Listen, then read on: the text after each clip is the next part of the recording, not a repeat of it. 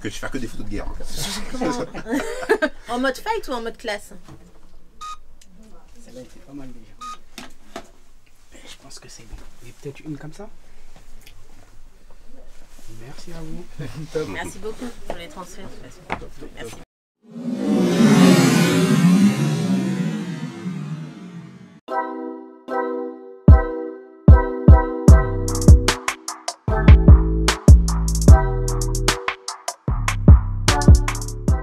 Bonjour à tous et merci aux invités experts d'être là pour le deuxième numéro. On retrouve encore Monsieur Loïc Pora. Merci de m'avoir accueilli de nouveau. Eh ben, merci beaucoup. Comme on a déjà dit la dernière fois, vous y êtes pour beaucoup dans cette émission, donc c'était tout à fait normal. Merci. Il nous donne la force, en tout cas. Donc Loïc Pora, qu'on retrouve notamment au Platinium. Oui. Et également à la fédération. À la fédération, en tant qu'arbitre et juge, ouais, absolument. Donc voilà, si vous avez des questions concernant la fédération, n'hésitez pas à nous les laisser en commentaire. On n'hésitera pas à demander à Loïc de faire le relais. Également, alors, vous avez certainement vu dans les événements MMA et d'autres en France et ailleurs. Oui, à l'étranger aussi. Sébastien Leuve. Bonsoir. Bonsoir. Merci d'être là. Mais c'est un grand plaisir, merci pour l'invitation. C'est également un humoriste parfois. Si vous le suivez sur les réseaux sociaux, vous allez rire. Il nous fait des campagnes de communication sur les événements, c'est juste incroyable, vraiment à suivre. Merci. Alors on va parler un petit peu de votre profession, puisque on la connaît, mais c'est un peu méconnu. On aimerait savoir comment on devient speaker. Ouais. Donc on rentrera dans les détails tout à l'heure. Avec plaisir. Et également un combattant du Venom. Ah, je crois qu'il y a un changement d'ailleurs. Ouais, il y a un petit changement. Je suis un combattant de la Team Noire. Je représente Daniel et Benoît Saint-Denis qui est un combattant de l'UFC et Mathieu Leto. On est un petit groupe très uni. D'accord. Mais aujourd'hui, un combattant de la Team Noire, c'est préférable. Ok, Ça sonne toujours mieux. avec Daniel. Toujours, Daniel jamais Voix. sans Daniel. D'accord. Alors c'est Jorick Montagnac. Voilà, merci Jorick. Bonjour. Alors du coup, on va parler de vos expériences, de vos vies, on va rentrer un peu dans les détails de pas mal de choses. Et nous, on a eu la chance d'aller à la rencontre, vous connaissez Grégory Baben? Oui, très bien bien. sûr. Alors, il est revenu récemment dans l'Octogone, il nous a fait une prestation de rêve, c'était juste, déjà juste l'entrée aussi, la musique et tout était parfait. Et il m'a aussi dit qu'il était coach, et je ne savais pas. Alors du coup, j'ai été à sa rencontre au Congo Smashing Club. Vous connaissez aussi, je suppose. Vous êtes déjà parti vous entraîner là-bas? Non, mais je connais deux noms. Deux noms? On va découvrir ça dans le reportage. Donc nous sommes au Congo Smashing Club avec Mister Grégory Baben. Comment ça va Grégory? Bonjour Sandrine, ça va, merci et toi? Super, je suis ravie de venir ici puisque je ne connaissais pas ce club, mais je suis un petit peu étonnée parce qu'il me semblait que tu étais pensionnaire de la Hatch Academy. Je suis pleinement pensionnaire de la Hatch Academy, sauf que la partie coach, c'est ici que je l'exploite au meilleur. Parce que on a quand même de sacrés combattants maintenant dans notre équipe qui nous représentent à l'international. Et voilà, le club s'appelle Congo Smashing Club. Il est présidé par Ali Yag. Ali Yag qui est l'un des meilleurs amis de Cheikh Congo et c'est pour ça que le club porte son nom. Et ravi d'avoir trouvé cette opportunité parce que c'est pas évident quand on est combattant et en même temps il faut avoir une activité à côté puisque le statut professionnel c'est encore difficile et du coup tu as décidé d'aller ici faire coach et pas un autre métier à côté. Ouais, parce que ça me tenait à cœur de pouvoir transmettre. Et dans un lieu comme celui-ci, parce qu'en plus on est bien équipé, et puis on a une équipe aussi qui est pas mal avec Mathieu Husson qui s'occupe des cours de grappling, moi de la partie MMA, et Ali qui chapeaute un petit peu tout ça. Donc c'était une opportunité de venir ici. Autre chose, on t'a vu performer dans l'octogone de Hexagone MMA, c'était ouf. Déjà juste l'entrée, je ne sais pas si tu as pu voir cette petite vidéo avec Yann Kwadja qui était en train de danser en fait sur ton entrée comme un ouf. Je suis tombé dessus, ouais. Vraiment, on était déjà dans l'ambiance et puis ça s'est terminé tellement rapidement, on a fait que crier en fait. Ça s'est bien déroulé, j'avais un petit game plan que j'ai appliqué à la lettre et c'est ce qui fait que le combat n'a pas beaucoup duré. Et c'est même pas en corrélation avec le niveau de l'adversaire parce que si tu veux, on essaye de mettre des game plans en place et le game plan, normalement, est fait pour réussir à achever le combat le plus vite. Et voilà, j'avais pas mal répété cette entrée-là où je fais semblant de plonger dans ses jambes et que je le touche sur un crochet. C'est ce qui s'est passé. Et puis derrière, j'ai pu l'amener au sol et travailler sur une guillotine. C'est une chose qu'on avait répété avec mon équipe de la Hatch Academy et les coachs. Et je suis content d'avoir pu le mettre à exécution. Alors, on va parler de toi en tant que coach, puisque il me semble qu'il y a une photo pas trop loin de tes poulains. On commence par lequel? L'actuel, on va dire. L'actuel. Il combat dans quelques semaines au Cage Warrior. Il s'appelle Djati Mélan. Et voilà, je suis arrivé justement dans ce club-là et on s'est tout de suite lié d'affection et j'ai tout de suite senti qu'il y avait un truc en lui, même si lui, jusqu'à aujourd'hui, je ne sais pas s'il réalise. Mais voilà, là, il combat pour la ceinture mondiale du Cage Warrior. On l'a préparé pour. Normalement, quand on va descendre en bas, il devrait être là puisqu'il s'entraîne d'arrache-pied. Et voilà, donc on est prêt pour relever un autre défi. J'ai d'autres élèves dans cette équipe que je suis et qui combattent dans des organisations internationales, on peut dire, puisque le dernier a combattu au Bellator à Dublin. Et voilà, on fait notre petit bonhomme de chemin, comme j'ai dit, avec les coachs Mathieu et Ali. Et mine de rien, on commence à se faire un nom dans les équipes françaises. Est-ce que tu as encore des rêves du UFC? Je dirais pas que je rêve du UFC. Moi, je rêve de grosses organisations et de me produire dans celle-ci. Si c'est l'UFC, tant mieux, parce que c'est la plus visible. Mais voilà, je ne suis plus le petit jeune de 15 ans qui regarde l'UFC et qui rêve d'y aller. Aujourd'hui, j'ai 20 ans de carrière. Et voilà, rêver du UFC, c'est une chose. Perdurer, c'en est une autre. Et ça, c'est un conseil que je donne à tous les jeunes, les passionnés ou ceux qui aspirent à combattre à l'UFC. Y arriver, on va dire, c'est la partie la plus facile. Derrière, il va falloir charbonner, perdurer, s'entraîner. Et voilà, c'est la chose que je conseillerais à tous ceux qui nous regardent. Après, si l'UFC est amené à m'appeler, j'irai volontiers. Grégory Baben nous a présenté sa profession, combattant de la Hatch Academy, mais également coach. J'aimerais savoir, vous qui avez tous pratiqué, le cutting, c'est dur. Quel est le procédé en fait? Alors, je ne vais pas pouvoir répondre à ça parce que je n'ai jamais cuté. Que ce soit en Muay Thai ou en Cuté, C-U-T-E-R. Que ce soit en Muay Thai ou en pancrace quand je combattais avec Lolo, ça m'est jamais arrivé. J'ai toujours eu un poids et je m'y suis tenu. Donc 1 ou 2 kilos, c'est pas du cutting. C'est pas gênant? Pardon? C'est pas gênant justement de ne pas cuter? Bah non, parce que... Enfin, en tout cas... C'était une autre époque aussi. Voilà, c'était autre chose. Ouais. C'était une autre époque. Moi, au début, quand j'ai combattu, il y avait tout... un peu comme a expliqué Eduardo, j'ai commencé à combattre en 96-17. Il n'y avait pas de catégorie de poids. Donc on cherchait à être lourd, quoi, essentiellement. Moi, je me rappelle, quand j'avais fait mon championnat d'Europe, j'étais moi à 95-16 kilos et mon gars en face était à 113. Donc il fallait y aller quand même, quoi. Et c'est après, il y a eu des catégories de poids, mais il n'y avait pas encore vraiment cette idée de cutting comme elle se fait depuis maintenant plus de 10 ans. Avant, on avait une variation de 3 kilos max, quoi, parce que c'était ça, on se faisait aller une petite déshydratation la veille, et puis ça allait, parce qu'on avait, moi je combattais à l'époque à 84 kilos, j'étais généralement à 89, voilà. Et en plus, je bossais en boîte, donc du coup, il ne fallait pas que je sois trop léger. Mais c'était à peu près ça, c'était à peu près 3-4 kilos d'écart. Et puis maintenant, au jour d'aujourd'hui, s'il fallait que je combatte dans une catégorie, ça serait moins de 77 par rapport justement au cutting que les mecs font, quoi. C'est généralement les mecs qui font mon poids actuellement, je suis à 92 kilos, c'est des gars qui combattent à 77 kilos, quoi. Et à quoi ça sert de cutter, Jean-Ric?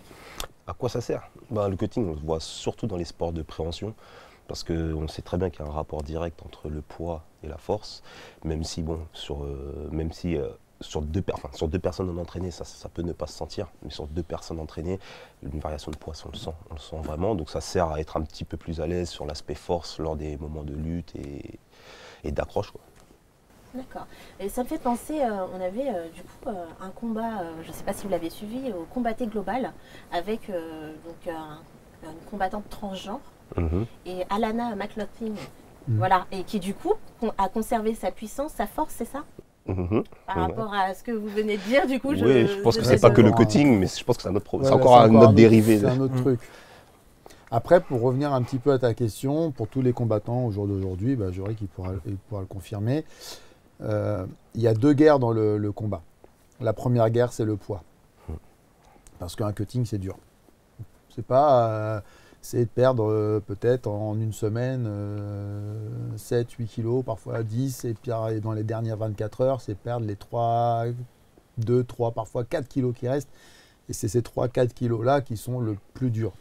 On ne s'en rend pas compte parce qu'on pense que les gens qui ne connaissent pas, ils se disent bon, perdre du poids, ouais, mais non, c'est soit un sauna avec soit un bain, des choses comme ça.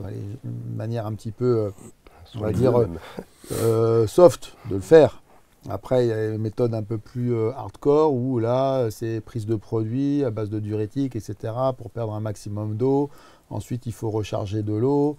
Il ne faut pas oublier qu'ils ont interdit, notamment aux États-Unis, la recharge en piqûre. C'est-à-dire que je dors, mais je suis perfusé avec du glucose pour reprendre mon poids, parce qu'en mangeant et en buvant, je ne peux pas reprendre mon poids. Mais un cutting, déjà, pour réussir son cutting, c'est une première guerre. Faire le poids, être pile, c'est une première guerre. Et une fois qu'on a fait ça, il y a la deuxième guerre, et là, la deuxième guerre, c'est le combat. Mais j'aurais que tu peux le dire, hein, c'est vraiment faire le poids, c'est déjà difficile, c'est déjà pendant toute une semaine avant la pesée. Mentalement, c'est difficile parce qu'on continue encore quand même à s'entraîner, à faire des charges d'entraînement qui sont peut-être moins fortes. Mais bon, là, c'est tout un calcul entre garder de l'énergie, garder de la force, perdre du poids. C'est assez compliqué. Et il y a beaucoup d'abonnés qui ne comprennent pas en fait du coup la pratique du cutting, mais surtout la reprise de poids qui se fait le lendemain et le jour du combat. Donc sur la reprise de poids, c'est ni plus ni moins le principe d'une éponge sec. L'éponge qu'on a laissée sur le côté de l'évier, qui a eu le temps de sécher, et on revient, on la réimbibe, elle reprend tout de suite sa forme, elle regonfle. C'est à peu près le même principe, ça veut dire qu'on est déshydraté, donc les muscles sont vraiment potentiellement bien secs, et derrière le corps fait de la dette. Enfin, dès lors qu'on met le corps dans un processus de survie, quand on lui redonne à manger, il stocke tout. Imaginez-vous, c'est un moment que vous avez faim, et vous donnez beaucoup de nourriture à votre corps. Il y a beaucoup de nourriture qui arrive dans l'estomac, l'estomac il ne sait pas quoi faire avec tout ça. Bon les gars, on stocke, et du coup tout de suite on regale entre guillemets. Mais après il y a un process très, très strict à suivre entre les minéraux. Il ne faut pas boire trop vite parce que potentiellement quand on boit trop vite, on n'a pas le temps de filtrer l'eau. Donc on boit et on va uriner l'eau sans avoir eu le temps d'ingérer les minéraux. Donc c'est vraiment très strict. C'est une méthode assez stricte. Personnellement, je touche du bois. Je suis monté de catégorie. J'ai fait mes 2 premiers combats en middleweight, en moins de 84 kg. J'ai souffert. La dernière nuit, je faisais une nuit blanche. Les 2 fois, j'ai fait une nuit blanche parce que j'avais trop faim. Je regardais le plafond toute la nuit. Et c'est vraiment un process très lourd. Très lourd. Et c'est quoi votre poids de forme? Donc mon poids de forme, le poids de tous les jours. Actuellement, je vacille entre 98 et 100, 101 kg. Je suis un light heavyweight léger. Je suis un light heavyweight très léger. Pour moi, c'est quelque chose que je ne comprendrai jamais en fait. C'est jouer avec sa santé. Le principe du cutting m'a toujours pas révolté, mais je comprends pas en fait. J'ai du mal à me dire, je fais 101 kilos, mais dans une semaine, je serai à 84. Une fois, d'accord. Mais le faire à répétition, savoir qu'un boxeur va boxer 3 fois dans l'année, 4 fois, c'est déjà, en tant qu'ancien combattant, on maltraite son corps parce qu'on prend des coups, parce qu'on s'entraîne, c'est très traumatisant.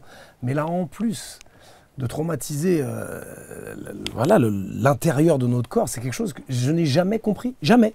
Moi, pour notre championnat d'Europe avec Lolo, moi j'étais en moins de 85, j'ai été pesé à 77 kilos. Et il est hors de question que je prenne du poids, non. Parce que c'est mon poids de forme, On peut jouer sur 2 kilos, 3 kilos, parce que c'est pas méchant. Mais je me dis, on bouleverse la vie intérieure de notre corps, c'est pas anodin. Et moi, j'ai vu des combattants, c'était en Suisse, la veille, donc je venais pour la pesée, pour animer la pesée, ils n'étaient pas au poids. J'en ai vu faire des pompes dans le sauna. Mais là, je me dis, mais à quel degré là, on atteint le degré du ridicule, mais qu'est-ce que tu fais des pompes dans un sauna? T'es pas au poids, bah tu combats pas. Mais là, je parle vraiment du côté santé. On parle toujours de préserver l'intégrité physique du boxeur. Commençons par le cutting déjà. Limiter peut-être quelqu'un qui est à 85 kilos.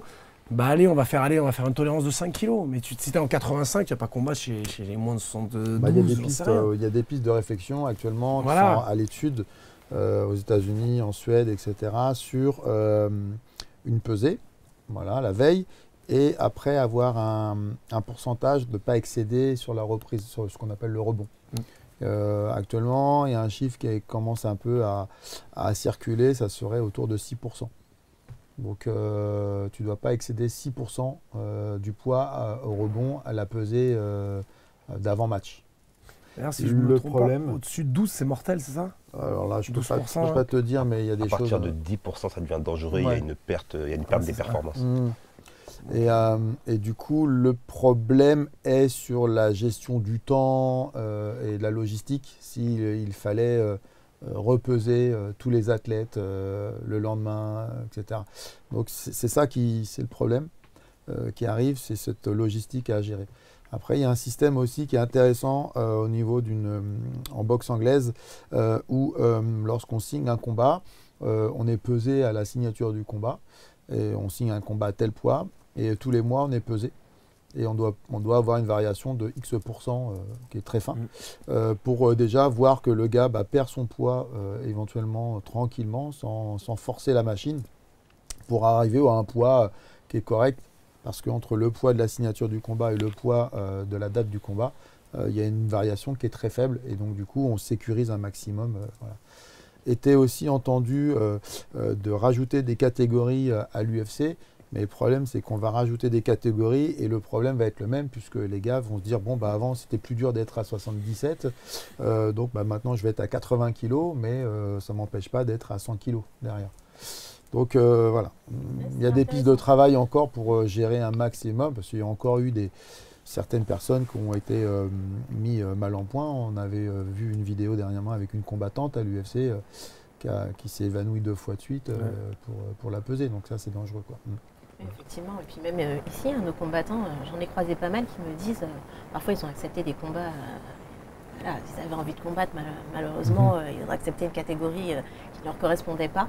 Et ils ont vraiment senti la pression, en fait, lors des fights. Et c'était plutôt gênant pour eux. Donc, c'est vrai que je pense qu'il y a vraiment, c'est mon avis personnel, mais je pense qu'il y a quelque chose à faire autour de ça, quand même. Puisqu'on fait attention à la santé et l'intégrité du combattant, comme disait Sébastien, donc oui. Mais même moi, là, j'ai envie de le voir à combattre à 100 kilos. Pas à 84. Moi, je te vois, je dis, ah, bon bébé, pourquoi à 84? T'es bien là? Non, j'ai fait ça sur mes 2 premiers combats. Les 2 suivants, suivants, là, je passe en t'es light quel maintenant. Je suis moins de 93 maintenant. Moins de 93, mais pour le coup, je deviens moins de 93 léger. Ouais. Je suis léger parce que je ne vais pas me déshydrater. Je fais tout le process de cutting, donc le régime cétogène. Je fais l'hyperhydratation, je fais vraiment tout le process avant. Mais en général, quand j'arrive, j'ai pas besoin de faire des pompes dans un sauna. C'est ça, moi, ça m'a. Mais je l'ai pas vu qu'une fois, c'est ça qui est terrible. J'ai vu des mecs. Le vélo, écoute, faire un footing avec une combinaison de plongée. Mais vraiment, un truc qu'on les reprenne. Et ouais, il va courir parce qu'il a encore 2 kilos à perdre. Mais là, tu te dis, mais c'est un sketch, c'est pas possible. T'en es là. Et c'est ça qui est encore... Donc voilà, après c'est un vaste... C'est ça qui est... Mais comment on se sent justement à ce moment-là? Je ne sais pas si ça vous est déjà arrivé, mais on est épuisé après essayer de perdre autant de poids. Moi, je l'ai vu dernièrement, c'est Lucie Berthaud qui se retrouvait lors de l'Hexagone à devoir perdre du poids en un temps record et qui du coup par la suite était vraiment épuisée. Est-ce que ça joue pas après sur son combat? On peut se poser toutes les questions. Est-ce qu'elle a vraiment... bon, après, c'est des supputations peut-être... Il y a toujours...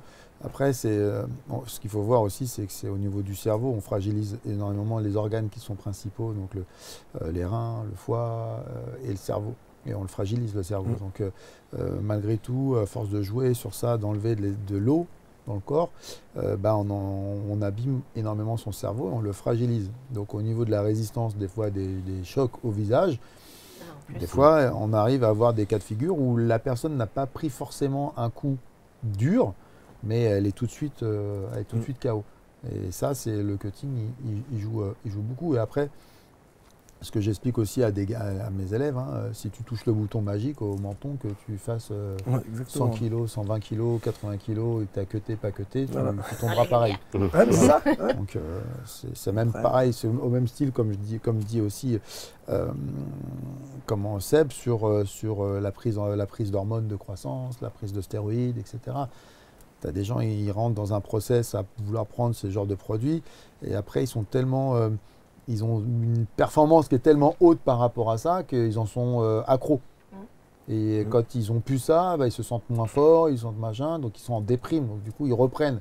Et c'est non plus forcément pour de la performance, c'est que psychologiquement, ça leur met des coups de boost, mais ça ne les rend pas forcément plus résistants au menton. Petit détail, régime cétogène. Oui. Est-ce que vous pouvez nous en dire plus ? Alors, sur le régime cétogène, c'est lorsqu'on supprime toute forme de sucre, vraiment toute forme de sucre. Donc ça passe du sucre raffiné. Donc le sucre raffiné, on va en retrouver dans quasiment tout, surtout dans la société actuelle. Donc c'est pas de soda, pas de bonbons, tout ça, pas de fruits. Le fructose est un sucre rapide. Après, il faut éviter aussi tout ce qui est sucre lent, et c'est là que ça devient plus dur. Donc là, il n'y a plus de riz, il n'y a plus de pâtes, il n'y a plus de boulgour, il n'y a plus rien. Entre guillemets, il n'y a plus rien. Ouais, on se nourrit que au gras. Du coup, on se rapproche plus des produits type avocat, noix de cajou, tout ce qui est de poisson gras, tout ce qui est de poisson saumon, truite, et tout ça, voilà, c'est ça qui remplit l'assiette pendant à peu près... Pour ma part, ça va, parce que j'ai pas énormément à perdre, mais personnellement, je le fais sur 4 jours, c'est déjà bien trop long. Et c'est vous qui préparez tous vos repas ? Ou du coup, vous avez peut-être un sponsor qui vous prépare ? Ce qui est bien quand c'est comme ça, c'est qu'on n'a pas besoin de préparer grand-chose. Une poignée de noix de cajou qu'on jette dans l'assiette, peut-être un saumon qu'on va devoir retourner 2-3 fois sur la poêle, mais sinon ça se fait assez vite, c'est ça qui est bien par contre. Je gagne du temps sur les repas. La main, c'était pour dire aux sponsors de ne pas hésiter. Moi, ça va. Non, mais par contre, pour revenir, parce que comme j'ai une salle de sport, etc., mais les gens qui viennent dans une salle de sport, c'est essentiellement pour perdre du poids, etc. Et quand on leur dit, arrête la prise de sucre, les gens pensent toujours au goût sucré. Ouais. Mais les pâtes, c'est pas un goût sucré. Le pain, ça n'a pas un goût sucré. La pizza, c'est pas un goût sucré. Et dès lors que les gens commencent à prendre relation de tout ce qu'ils ingurgitent en sucre, et que tu leur limites ça, ils se disent, ah ouais, parce que les gens, le gras, ils ont du gras, ils pensent gras. Ils pensent le gras dans la viande, l'huile, etc. Mais c'est pas ça qui fait grossir, c'est le sucre. Et on le voit, dès qu'un combattant veut avoir une performance par rapport à un poids, on coupe le sucre et on sèche très rapidement. Très bien. Alors, voilà, je l'avais annoncé tout à l'heure, on va s'intéresser un petit peu à la carrière de Monsieur Sébastien Loeb.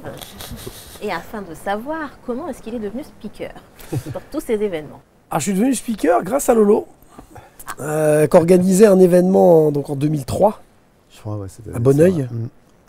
Et donc il m'a dit, parce que pour remettre un peu dans le contexte, Lolo on se connaît depuis 98, moi j'habitais en Italie, je boxais en Italie et je suis arrivé en France et je cherchais un club de Muay Thai au Cajun Club et donc j'étais m'inscrire chez Guillaume Kerner qui était jeune mais qui avait ouvert une section et puis un jour je regarde, je me dis mais qu'est-ce qu'ils font ? Ils se roulaient par terre, machin, et j'avais fait un peu de ce qu'on appelait du Yosekan Budo en Italie où il y avait des phases au sol.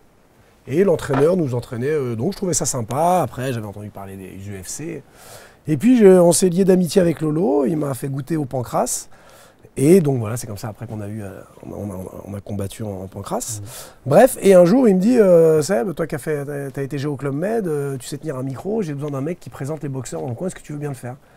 Je dis, oui, ça doit être fun à faire. Lolo, quoi. Voilà. On faisait ça surtout, on s'amusait beaucoup, on partait en vacances après, même tout de suite, en 98, on est parti à Malte.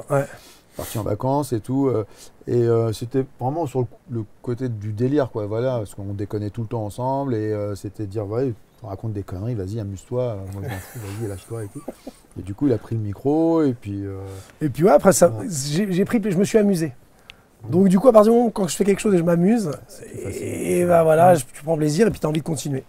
Donc après, il y a eu cet événement et puis un jour, Stéphane Chauffourier, Hatch, qui faisait les Extrêmes Gladiators à l'époque, c'était la 2e édition, il cherchait un speaker. Et Lolo a dit, bah écoute, je connais quelqu'un. Vas-y, prends-le, tu verras. Et puis Hatch était là, mais t'es sûr et tout, machin, etc. Je dis, mais oui, tu verras, au top.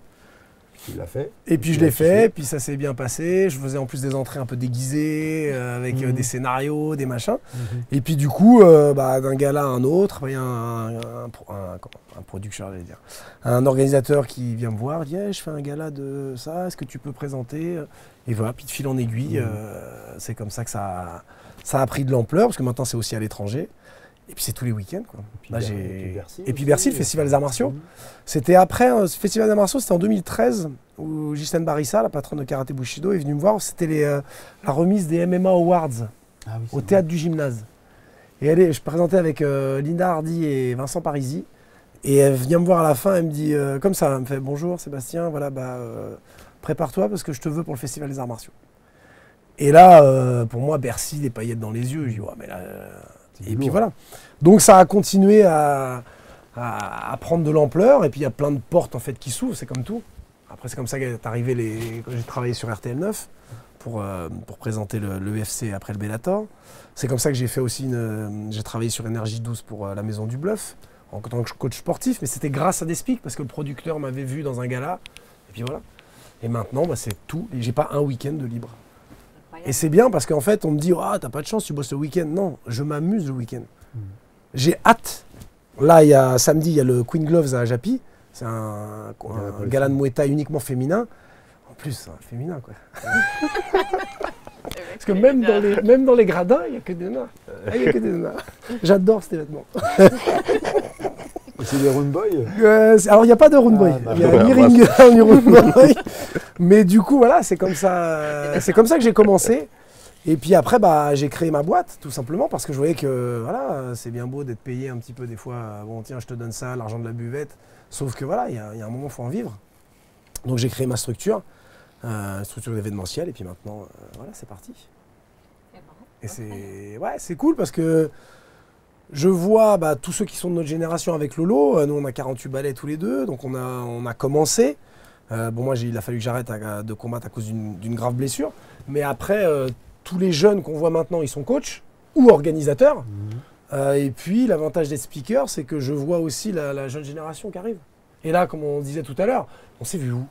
On s'est vu sur un gala, mais on ne savait plus dire lequel. Mais voilà, on se connaît tous plus ou moins. Et donc, c'est un plaisir énorme de les voir, de les speaker, de les présenter. Voilà. Aussi, voilà, et puis de garder ce pied dans le milieu.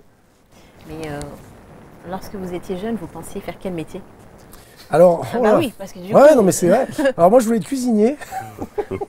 Après, je voulais être kiné.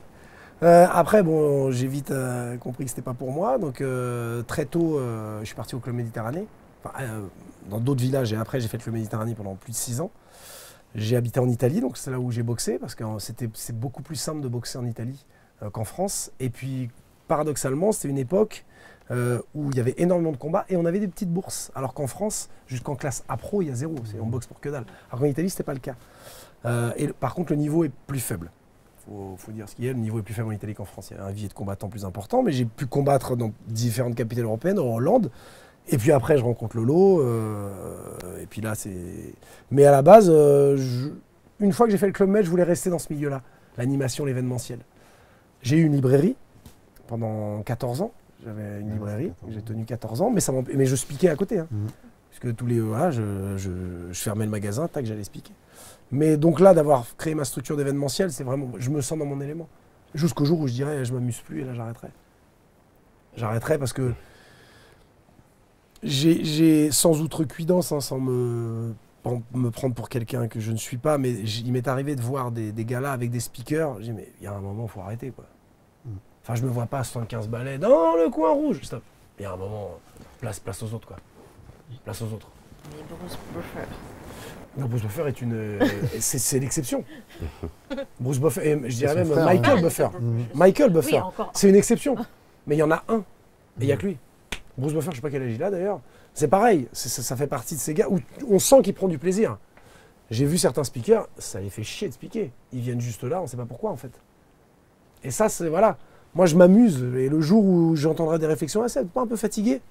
Ok. Et puis attention, Terminé. speaker, c'est pas si facile que ça parce que faut pas faire le DJ à 2 balles. Allez, on lève les mains bien haut, ouais, on claque dans les mains. Tu vois ce que je veux dire? Il faut avoir sa propre signature. Il faut être. On vient pour voir un spectacle. Enfin, les spectateurs, les combattants, ce sont des artistes. Les gens viennent voir un spectacle, ils payent pour voir un spectacle. Donc aussi, le speaker doit mettre en place le spectacle, il doit animer le spectacle. Si tu as le speaker qui est bon, qui est bien guindé, etc., cravate, machin, nœud pape, et puis il est là, il bouge pas, et il a un bâton dans le dos qui est coincé, les spectateurs, ils se font chier aussi sur leur chaise. Donc l'avantage aussi de Seb, c'est qu'il est là, il a sa touche personnelle, il met de l'animation, il en rigole, il a toujours un petit truc un peu qui n'est pas consensuel, tu vois, et c'est ce qui fait aussi sa marque et sa touche. Et pour tous les gars-là qu'on peut voir en France et partout ailleurs, c'est un des seuls speakers qui met justement cette ambiance, ce grain de folie et qui fait plaisir. Même les combattants, ils kiffent, quoi. Ils sentent il y a quelque chose, il y a une bonne énergie, il a beaucoup d'énergie. Donc du coup, il met de l'énergie aussi sur la présentation des athlètes. Ça se ressent, le public le ressent et c'est vrai que pour moi c'est un peu la personne française dans le speaking de... Voilà, j'en suis fier parce que voilà, c'est moi qui l'ai mis dedans. C'est bien, c'est que maintenant je vais calculer un peu tous les pourcentages que je pourrais récupérer par rapport à tout ce qu'il a fait. D'ailleurs, la culture reprend un peu sa place. Est-ce que vous avez été au musée du Quai Branly récemment? On va voir l'expo Bruce Lee. Oui. Ouais. J'en ai parlé, moi. Moi, je l'ai loupé et je n'ai pas été. Non, c'est pas j'ai pas eu des super bons retours. Ah oui? C'est ce qui m'a déçu, ouais, donc j'y suis pas allé. Ouais. Ça survole les choses, ça va pas dans la globalité un peu du côté martial, les sports de combat, etc. C'est assez dirigé Bruce Lee, etc. Mais voilà, ça survole plein de choses. Et du coup, la plupart parce que j'en ai parlé, je fais une newsletter à chaque fois dans mon club, et donc les gens y sont allés par rapport à cette curiosité. Donc j'ai emmené, tu vois, par le biais de ça, des gens qui y sont allés, et le retour n'a pas été, voilà, ils sont sur leur faim. Alors, est-ce que c'est important de mettre en avant une personnalité ou quelqu'un qui a marqué en fait un sport en avant pour une exposition? Par exemple, pour le MMA, imaginez, on mettait Conor McGregor. Conor McGregor ne représente pas le MMA. Ah. Conor McGregor, pour moi, très bon combattant, mais c'est pas non plus... il est malin, on se souvient de lui, mais personnellement, je ne me souviens pas de lui par rapport à ses combats ou sa technique, honnêtement. Bruce Lee, c'est un personnage. Bruce Lee, il a marqué toute une génération et il marque encore. Conor McGregor, dans 5 ans, les gamins, ils ne savent même plus qui c'est. On leur parle de José Aldo, personne ne sait. Mais même John Jones. Ou John Jones, voilà. Tout à l'heure, voilà. Exactement. J'ai sorti Conor McGregor parce que j'avais sorti plein d'autres noms avant et aucun des noms n'était passé. Ah ouais. Même Aucun. Même les jeunes générations, hein, nous, les anciens, nous, dont on rêvait, les Marc Roas, les Marquer, les Vauchanchine, tout ça. Bon, nous, c'était des gars qu'on voyait, etc. Des fois, tu parles d'un gars, tu dis Marquer, tu vois qui c'est.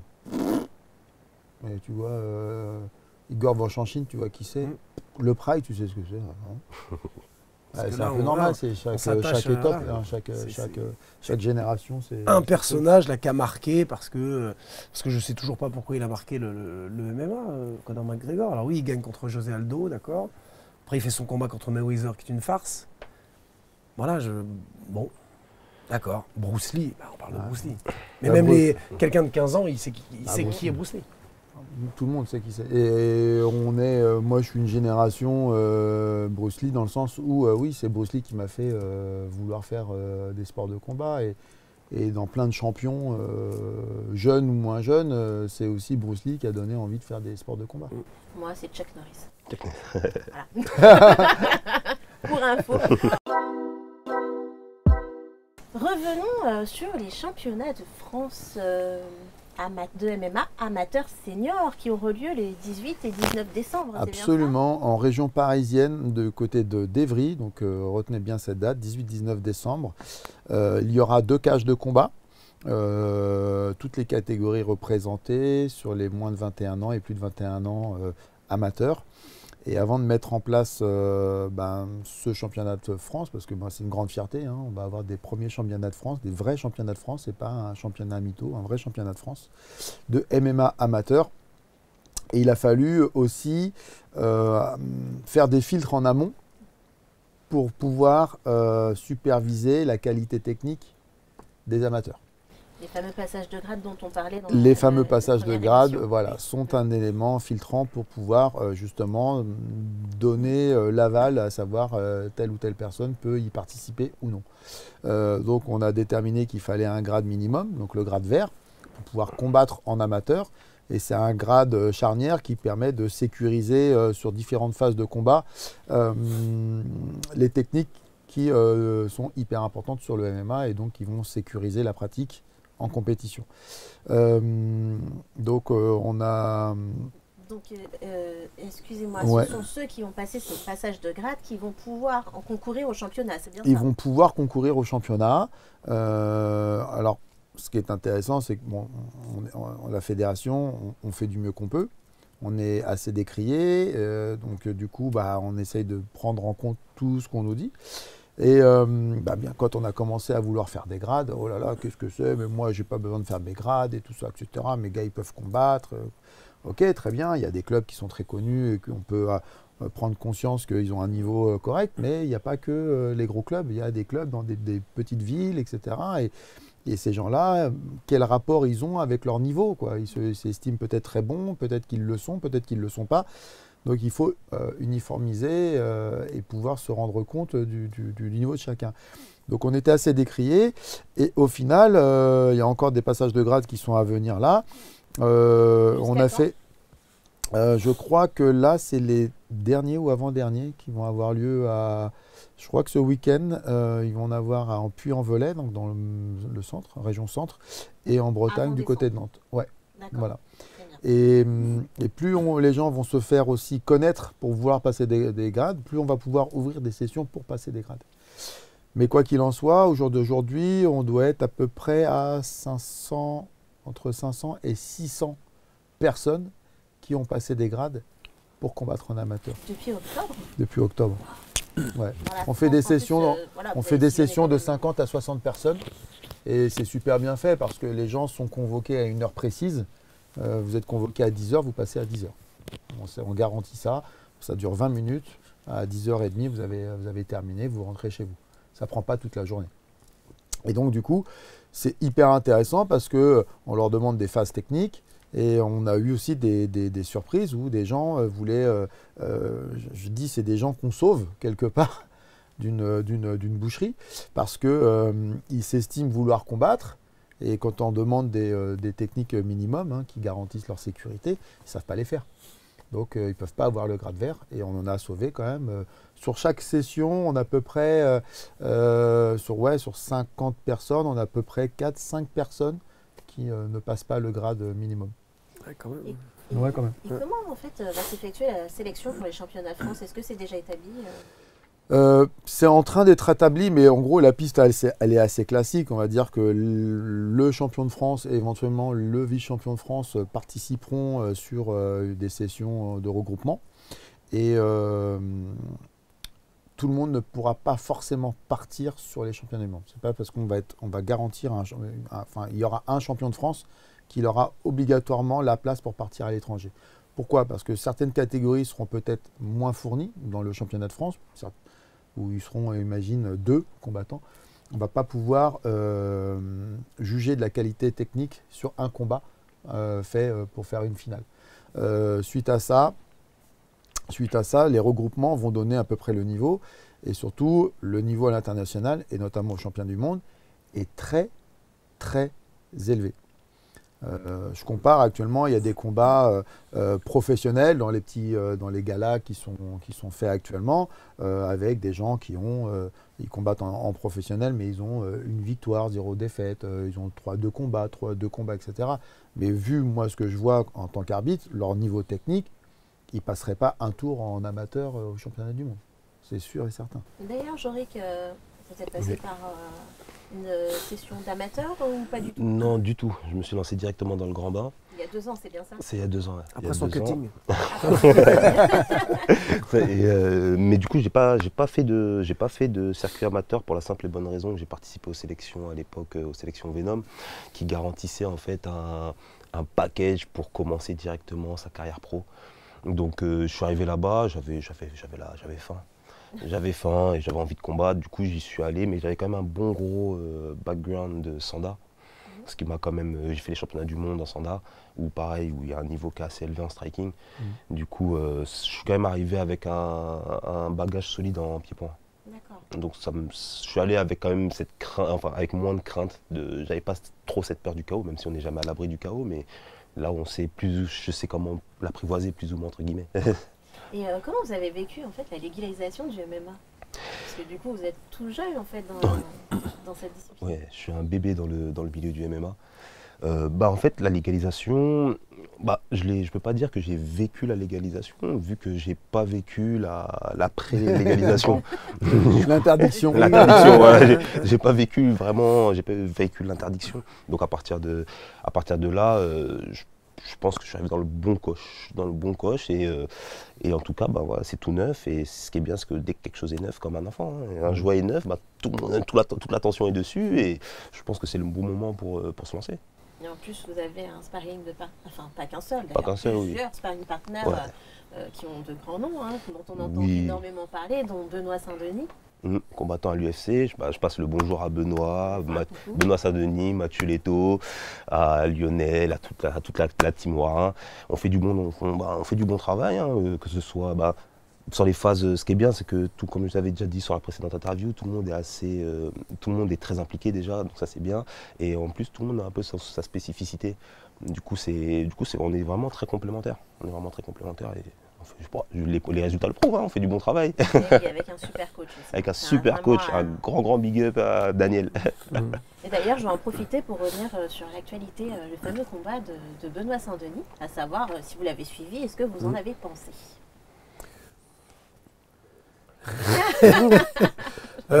Combat d'homme, combat incroyable, combat après, moi je reste encore un peu, fallait l'arrêter. Ah oui? Bah oui. Oui. Après, ce n'est que mon avis, ça reste, voilà, j'ai écouté l'interview de Daniel d'ailleurs, pour moi, il fallait l'arrêter, c'est tout. Mais parce que je suis encore dans ce truc de, c'est peut-être l'âge qui fait prendre peut-être un peu de plomb dans la tête, de se dire, on n'a qu'une vie, oui, on a un sport qui est génial, on a un sport qui traumatise, et il y a un moment, voilà. Est-ce qu'à 60 ans, j'aurai envie de bégayer quand je parle? Non, je crois pas. Donc il y a un moment, il n'a rien à prouver, c'est un super combattant, on va pas le descendre parce qu'il a perdu un combat ou parce qu'on a arrêté son combat. Ça retire rien à l'immense talent qu'il a. Mais si j'avais été à la place de Daniel, moi j'arrêtais, voilà, pour dire ouais, je jette, parce que je te protège, je suis pas là pour... Mais j'ai écouté Daniel, j'ai écouté plusieurs avis, j'en ai parlé sur différents galas, il y a des avis qui divergent. C'est du 50-50, en tout cas avec les personnes avec qui j'ai parlé. Il y en a qui auraient arrêté, il y en a qui n'auraient pas arrêté, c'est tout. Mais ça, c'est juste mon avis personnellement. Si je peux rajouter un petit mot à ça, parce que je suis d'accord à 50%, comme la plupart des personnes. Ça veut dire si potentiellement, pour moi, il y avait dû avoir un arrêt sur ce combat-là, c'est un arrêt qui aurait dû venir de l'arbitre. Et l'arbitre a eu vraiment un coche très restreint. Où il aurait pu arrêter le combat pour la simple et bonne raison que Benoît remisait tout le temps. Il prenait des charges, mais il remisait quand même. Donc à partir de là, il y a quand même une interaction entre deux combattants qui est restée quand même un peu visible.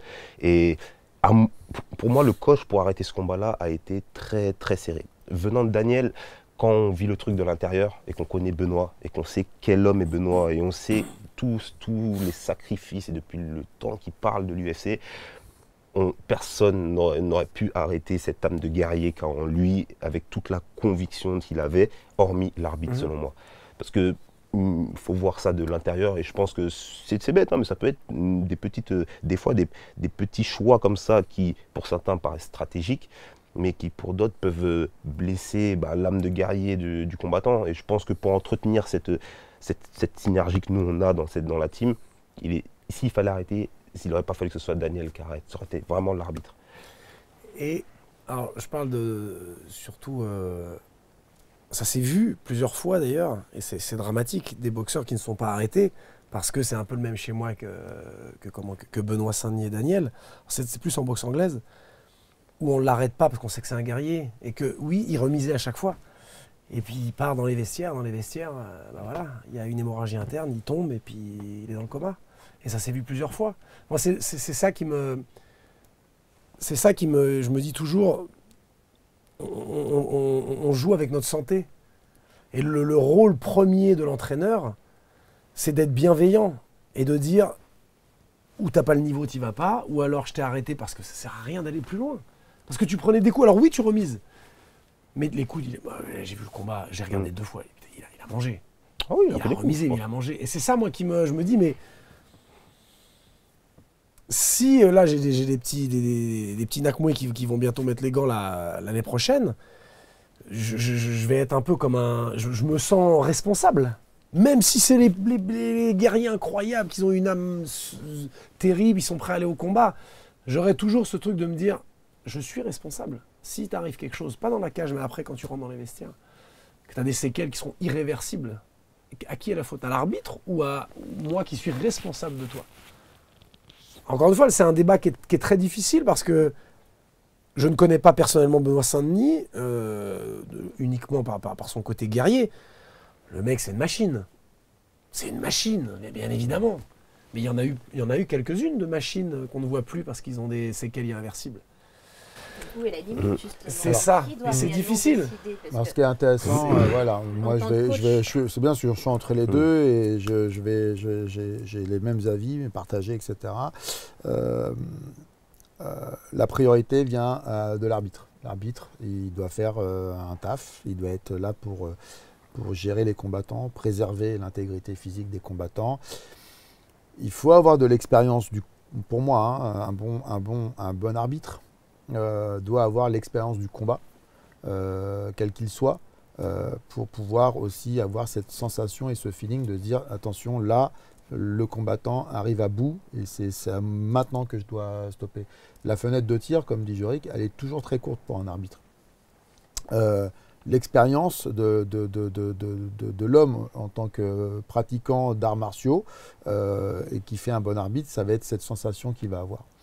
Là, pour le coup, c'est vrai que l'arbitre avait une fenêtre, il y a eu quand même plusieurs fenêtres de tir, et il n'a pas utilisé l'arrêt du combat au bon moment, et il a laissé terminer le combat comme ça. Donc le premier fautif dans cette histoire-là, même si on est un corps arbitral et qu'on est un groupe, on est ensemble, là, pour le coup, oui, l'arbitre, il a merdé. D'ailleurs, c'était une mise à l'essai en plus de l'UFC. Il devait arbitrer aussi d'autres combats. Il a tout de suite été remercié après cette prestation-là. Donc on ne le reverra plus à l'UFC. Après, je suis coach, etc. etc. Si on se met dans la situation de Daniel connaît parfaitement son athlète. On connaît l'ancienneté de son athlète parce qu'on parle avec son athlète. On est un peu comme des papas parce que, comme dit Seb, on est responsable d'eux. Donc, Daniel connaît très bien Jorik, de qu'est-ce qu'il aime, qu'est-ce qui va. Est-ce que peut-être avec sa chérie ça va bien, mais peut-être avec sa chérie ça va pas bien. Donc du coup, si ça va pas bien, je vais peut-être pas lui demander la même somme de travail. Voilà, on a un rapport, quand on est coach, on a un rapport fusionnel et très paternel aussi, parce qu'on a besoin de savoir beaucoup de choses. Et parfois même on sait plus de choses que les propres parents. Bien sûr, oui. Donc Daniel connaît parfaitement le passé, le présent et connaît le futur de ce que Benoît veut. Donc quand on est dans une phase de combat comme celle-ci, moi je me mets à la place de Daniel, c'est-à-dire qu'il il se dit tiens, là il va se faire arrêter. C'était sûr qu'à un moment donné, Daniel devait se dire là l'arbitre il va arrêter. Ah il n'arrête pas, donc ok, je continue. Ah là il va arrêter. Ah il n'arrête pas, donc... tu es entre il arrête ou il arrête pas. Il arrête pas. Donc, tu suis par rapport aussi à l'arbitre. C'est que tu te dis, bah tiens, l'arbitre, là, il va arrêter. Ah bah non, il arrête pas. Oh, fin du round. Bon, bah, c'est la fin du round. Il est là, le médecin vient voir. Là encore, le médecin aurait pu, en voyant Benoît, dire bon, bah là, il est au bout, là, on ne peut plus le refaire. Le médecin, il ne prend pas cette décision-là. Il dit non, bah ok, il a mangé, il a pris des coups, mais il peut repartir. Donc il repart. Et après, c'est vrai que sur la suite du combat, il y a des phases où il ne prend plus autant de coups que ça. Il y a juste une grosse phase où il prend vraiment, il est dedans, il tient parce qu'il tient, on ne sait plus comment. C'est la première fois que je vois ça, moi. Mais du coup, c'est pour ça que la fenêtre de tir de l'arbitre, il l'a loupé plusieurs fois. Et quand tu es coach, bah, tu t'attends à ce que, tu le vois, tu dis, bon là, l'arbitre, il va arrêter. Tu le sens, tu le pressens. Mais l'arbitre n'arrête pas. Donc, tu ne peux pas jeter un peu la serviette comme ça, etc. Après, c'est compliqué, et c'est pour ça que c'est difficile. Et que moi, quand j'ai entendu l'interview de Daniel, il a tout à fait résumé la question. Et à un moment donné, il le dit très bien aussi. Il dit, de toute façon, Benoît, il en fera pas 10, il en fera pas 3, il en fera pas 2 combats comme ça. Il en fera 1. C'est le seul, il a utilisé un joker, c'est le seul et c'est l'unique. C'est-à-dire que voilà, même lui maintenant, Daniel, il sera sur une phase de combat comme ça, bah là il prendra aussi ses responsabilités. S'il voit que l'arbitre il va merder, bah peut-être que là il jettera l'éponge. Il y avait beaucoup d'enjeux aussi. Vraiment, comment ? Il y avait beaucoup d'enjeux.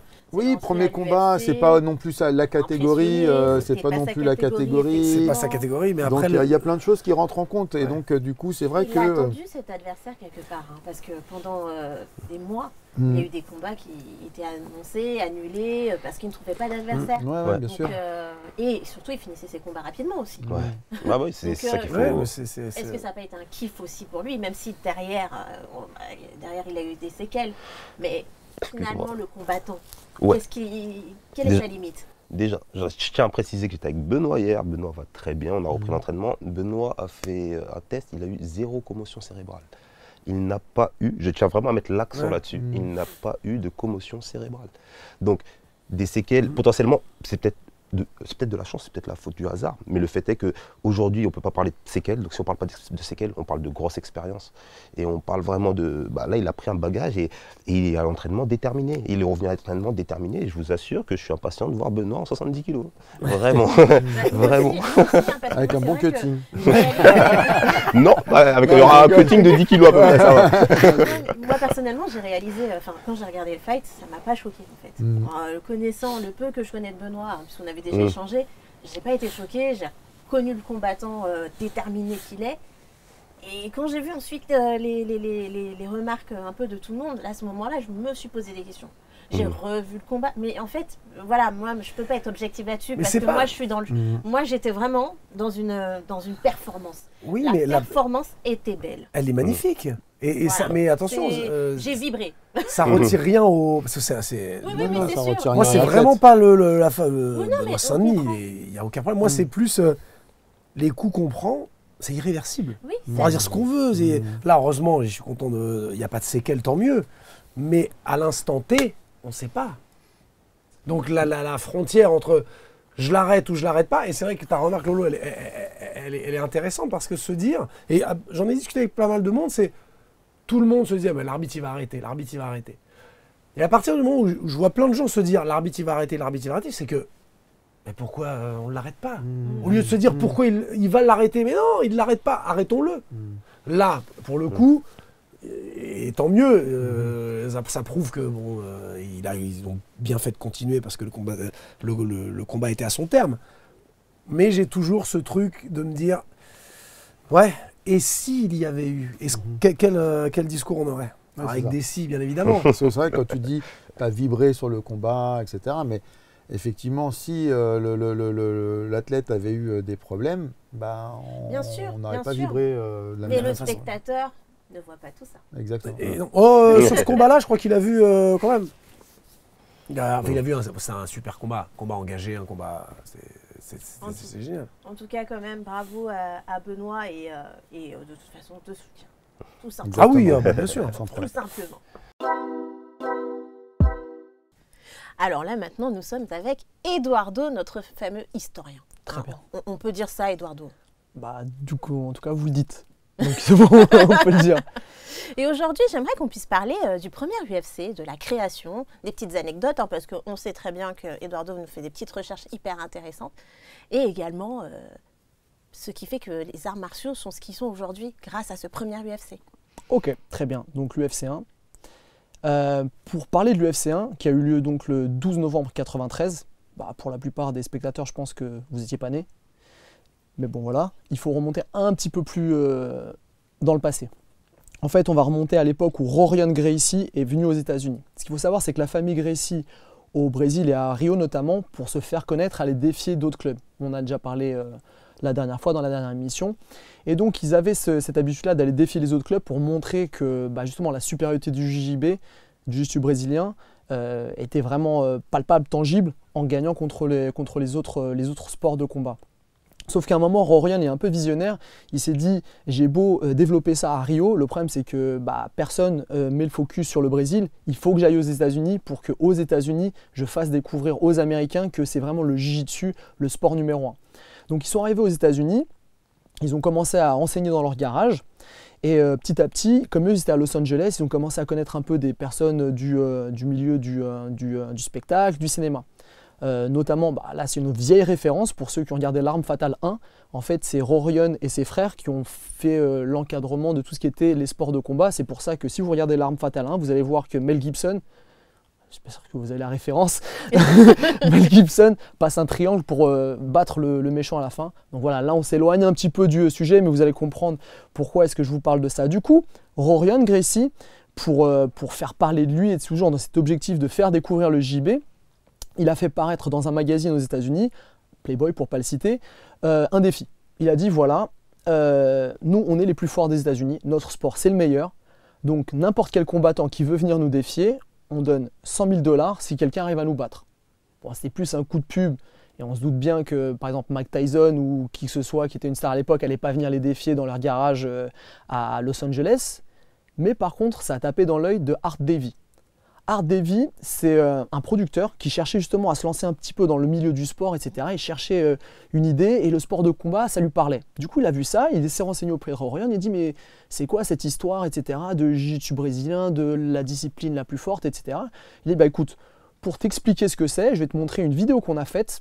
Et en fait, c'était les Gracie Challenge. Gracie Challenge, c'est une VHS que vous pouvez trouver sur YouTube, où justement on voit les Gracie et les défis qu'ils faisaient dans les académies, ou notamment, comme on en a parlé la dernière fois, du combat qu'il y a eu sur la plage contre Hugo Duarte.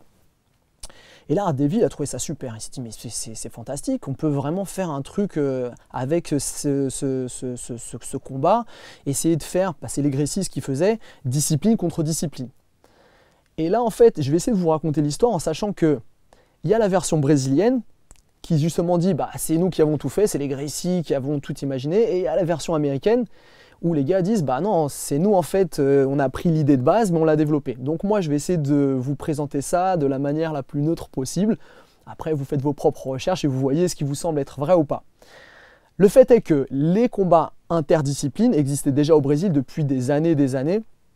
Déjà Helio Gracie à l'époque défiait des combattants d'autres disciplines. Par contre, ce qui est aussi vrai, qui n'avait jamais été fait, c'est des tournois. Donc si on se rappelle bien, la dernière fois, je t'avais parlé du tournoi Jiu-Jitsu contre lutte à livrer. C'était un gars du Jiu-Jitsu contre un gars de la lutte à livrer. Si on remonte un petit peu avant, à Curitiba, la chute-box avait déjà organisé un tournoi de Vale Tudo où c'était les représentants de la capoeira contre les représentants de la chute-box. D'ailleurs, ce sera sympa, peut-être si tu veux, qu'on en parle un jour. C'est vraiment une histoire, une anecdote, des anecdotes vraiment intéressante. Avec plaisir. Du coup, je reviens sur l'UFC 1, qui n'a pas donc encore été créé dans la chronologie là. Et du coup, il commence à essayer d'imaginer comment est-ce que ça pourrait être. Donc, les Gracie, ce qu'ils disent, c'est il ne faut pas de règles. Donc, les règles, ils les ont limitées au minimum. Il y en avait concrètement 2. Pas le droit de rentrer ses doigts dans les yeux de l'adversaire et pas le droit de mordre. Stop. Mordre, on sait pourquoi. Non, je vais faire la petite blague, mais on sait très bien. Donc voilà, c'était les 2 règles qu'on ne pouvait pas avoir. Après, ce qu'il faut bien comprendre pour les spectateurs les moins âgés, que le MMA de l'époque, c'est pas de gants, pas de catégorie de poids, pas de juge, c'est-à-dire qu'il n'y avait pas de temps en fait, c'est jusqu'à ce qu'il y en ait un qui gagne, et en général ça allait vite, on va voir après dans le tournoi. Et aussi, très important, l'arbitre ne peut pas intervenir. Concrètement, l'arbitre il est là, ce qu'on rigolait avec des amis, en fait l'arbitre c'est le meilleur spectateur, il est juste là devant le combat, il arrête le combat quand un des hommes de coin a jeté l'éponge. Le seul moyen d'arrêter le combat dans la règle, c'est ou un adversaire qui abandonne, ou l'homme de coin qui jette l'éponge. Je fais un petit saut dans le temps pour arriver sur un combat qui a marqué vraiment ma génération et les plus anciens, le combat de Pat Smith contre Scott Morris. En fait, Scott Morris, qui est un représentant du Nijiu-Jitsu, ça sera aussi l'occasion de parler de l'UFC 2 un peu plus tard si tu veux. On des futurs sujets ouais, voilà. quand même. Et en fait, il doit se prendre au moins 25 coups de coude dans la tête. Et en fait, l'arbitre, qui est John McCarthy, déjà, dès l'UFC 2, ne peut pas intervenir. Et heureusement que les hommes de coin ont jeté l'éponge, parce que ce que John McCarthy dit, s'ils n'avaient pas jeté l'éponge, jusqu'à aujourd'hui, ils seraient en train de se prendre des coups de coude dans la tête. Donc ça, c'est vraiment une notion importante à retenir sur les règles de l'époque. Au final, il n'y a pas tellement de règles. Donc ils commencent à construire les règles. À partir de là, ils essaient de dire, bon, dans quelle surface de combat on va pouvoir faire ce type de combat. Le ring, c'est pas top parce qu'ils peuvent tomber. Ils commencent à réfléchir. Et en fait, l'idée de l'octogone, il vient d'une inspiration assez particulière, c'est Conan le Barbare. Conan le Barbare, là je fais des références cinématographiques vraiment anciennes. Voilà. Il n'y a pas de problème, je pense qu'on mettra des liens. Si Donc dans Conan le Barbare, à un moment, il y a un combat qui se passe dans une espèce d'arène circulaire avec des murs en pierre. Bon, bien entendu, ils ne peuvent pas faire des murs en pierre, donc ils ont commencé à idéaliser. Bon, il faut que la surface de combat soit ronde pour pas qu'il y ait d'angle. Il faut un tatami. On va essayer de mettre des cages, et il y a vraiment des idées ultra farfelues qui ont été envisagées, comme les grilles électrifiées, mettre un bassin autour de la cage avec des requins, des crocodiles, des choses. Il y a vraiment eu des idées, c'était un brainstorming de malade. Et si vous recherchez un petit peu sur Internet, sur YouTube, etc., vous pouvez voir que dans le musée des Gracie, il y a tous ces dessins, tous les schémas, etc. Si vous fouillez un peu, vous voyez les idées qui avaient été imaginées. Je sais qu'il y en a une qui m'a fait rire, non, il voulait mettre des miradors carrément et faire une ambiance un petit peu prison. Et au final, ce qui a été retenu, c'est ça, c'est un tatami avec 8 faces grillagées pour éviter que les adversaires sortent. Et du coup, ils sont partis sur ça. Donc là, on a les règles, ou peu de règles, on a la surface de combat, il faut trouver les combattants. Alors l'idée vraiment, c'était de ramener des combattants vraiment top dans leur sport, essayer de prendre des strikers, un peu de grappleurs, voir un petit peu toutes les disciplines pour vraiment faire émerger le sport numéro 1. Pour recruter, ils ont essayé de démarcher des combattants vraiment de haut niveau. Je sais que Ernesto Hoost a été démarché, il a refusé. Il y a eu Maurice Smith qui plus tard rentrera dans l'UFC qui a été démarché. Et voilà, Rick Rufus, plusieurs noms. Malheureusement, comme c'était un sport qui n'existait pas, les gars étaient déjà confirmés dans leur discipline. Ils se sont dit quel intérêt, je ne connais pas ce truc-là, je ne vais pas y aller. Du coup, ils ont dû chercher par d'autres moyens. Et à l'époque encore, ce qui marchait beaucoup, c'était les magazines de combat. Donc, ils ont fait paraître une proposition. Voilà, si vous estimez que vous êtes top dans votre discipline, que votre discipline est la meilleure, on vous invite à venir gagner 50 000 $, si jamais vous remportez le tournoi. Donc après, ce qu'ils expliquent, c'est qu'ils ont eu plein de demandes farfelues. Tous ceux qui pratiquent les sports de combat, vous avez déjà eu des énergumènes dans vos salles. Donc vous voyez un peu le genre de gens qui sont venus. Mais dans le lot, ils ont réussi à trouver des participants, somme toute très corrects, qui avaient des backgrounds sérieux dans leur discipline. Alors, bien entendu, c'était pas, par exemple pour la boxe anglaise, c'était pas Mike Tyson ou Holyfield qui est venu, mais il y avait quand même R.J. Merson. Alors, je ne suis pas un spécialiste de la boxe anglaise, mais pour peu que je sache, il y avait une trentaine quand même de combats, donc 17 gagnés par KO, donc c'est quelqu'un de vraiment carré dans sa discipline. Beaucoup d'Américains vont composer la sélection de 8 combattants, et il y a aussi un Hollandais et un Brésilien. Donc là, on avait à peu près la recherche des combattants. Je vais vous les présenter un par un après. Et il fallait trouver un diffuseur. Alors, le système de pay-per-view marchait super bien à l'époque. Alors, le pay-per-view, c'est tout simplement mettre un programme à la télévision et puis les gens achètent à la carte. L'idée, pour rentabiliser le pay-per-view, il fallait faire 30 000 ventes de pay-per-view. Donc ils sont allés voir HBO, ESPN, tout le monde leur a refusé la participation parce que logiquement on ne connaissait pas le sport, on ne va pas se mettre là-dedans. Et ils ont réussi à démarcher Semaphore.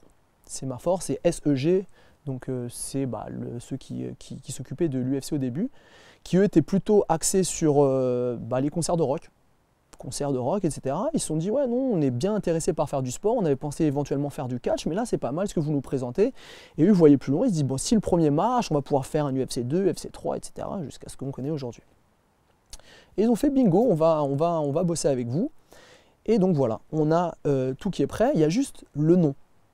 En fait, le nom, à la base, ils avaient pensé appeler ça la guerre des mondes. En fait, les mondes, ça représentait un peu les différents styles, donc ça devait être ça. Excusez-moi mon anglais, donc logiquement c'était War of the Worlds.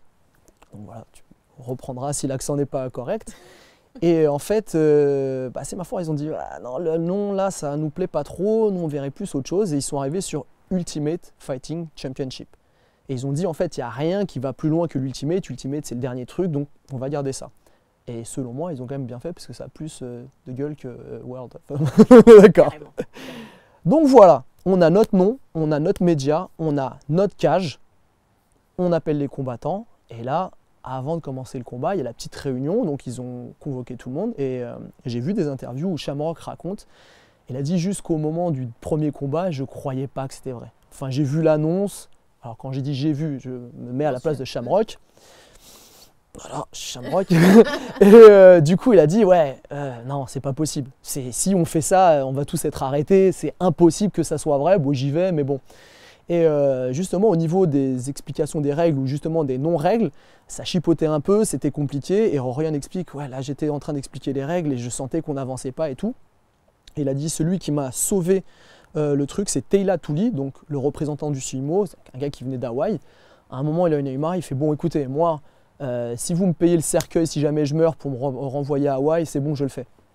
Et en fait, il a mis les points sur les i à tout le monde. Tout le monde a dit ouais, non, mais le gars il vient de dire ça, demain on se bat et tout, on peut pas dire non maintenant. Il fait bon, bah vas-y, c'est bon, on signe. Et il a expliqué qu'en fait, c'est Teila Touli qui a débloqué tout le truc. Donc on arrive le 12 novembre 1993, McNichols Arena, Denver, Colorado. J'ai réussi à tout dire. Et premier combat, donc on a le Hollandais Gérard Gordo contre Teila Touli, un gars qui vient d'Hawaï qui représente le sumo. J'essaie de vous les présenter rapidement, que vous compreniez.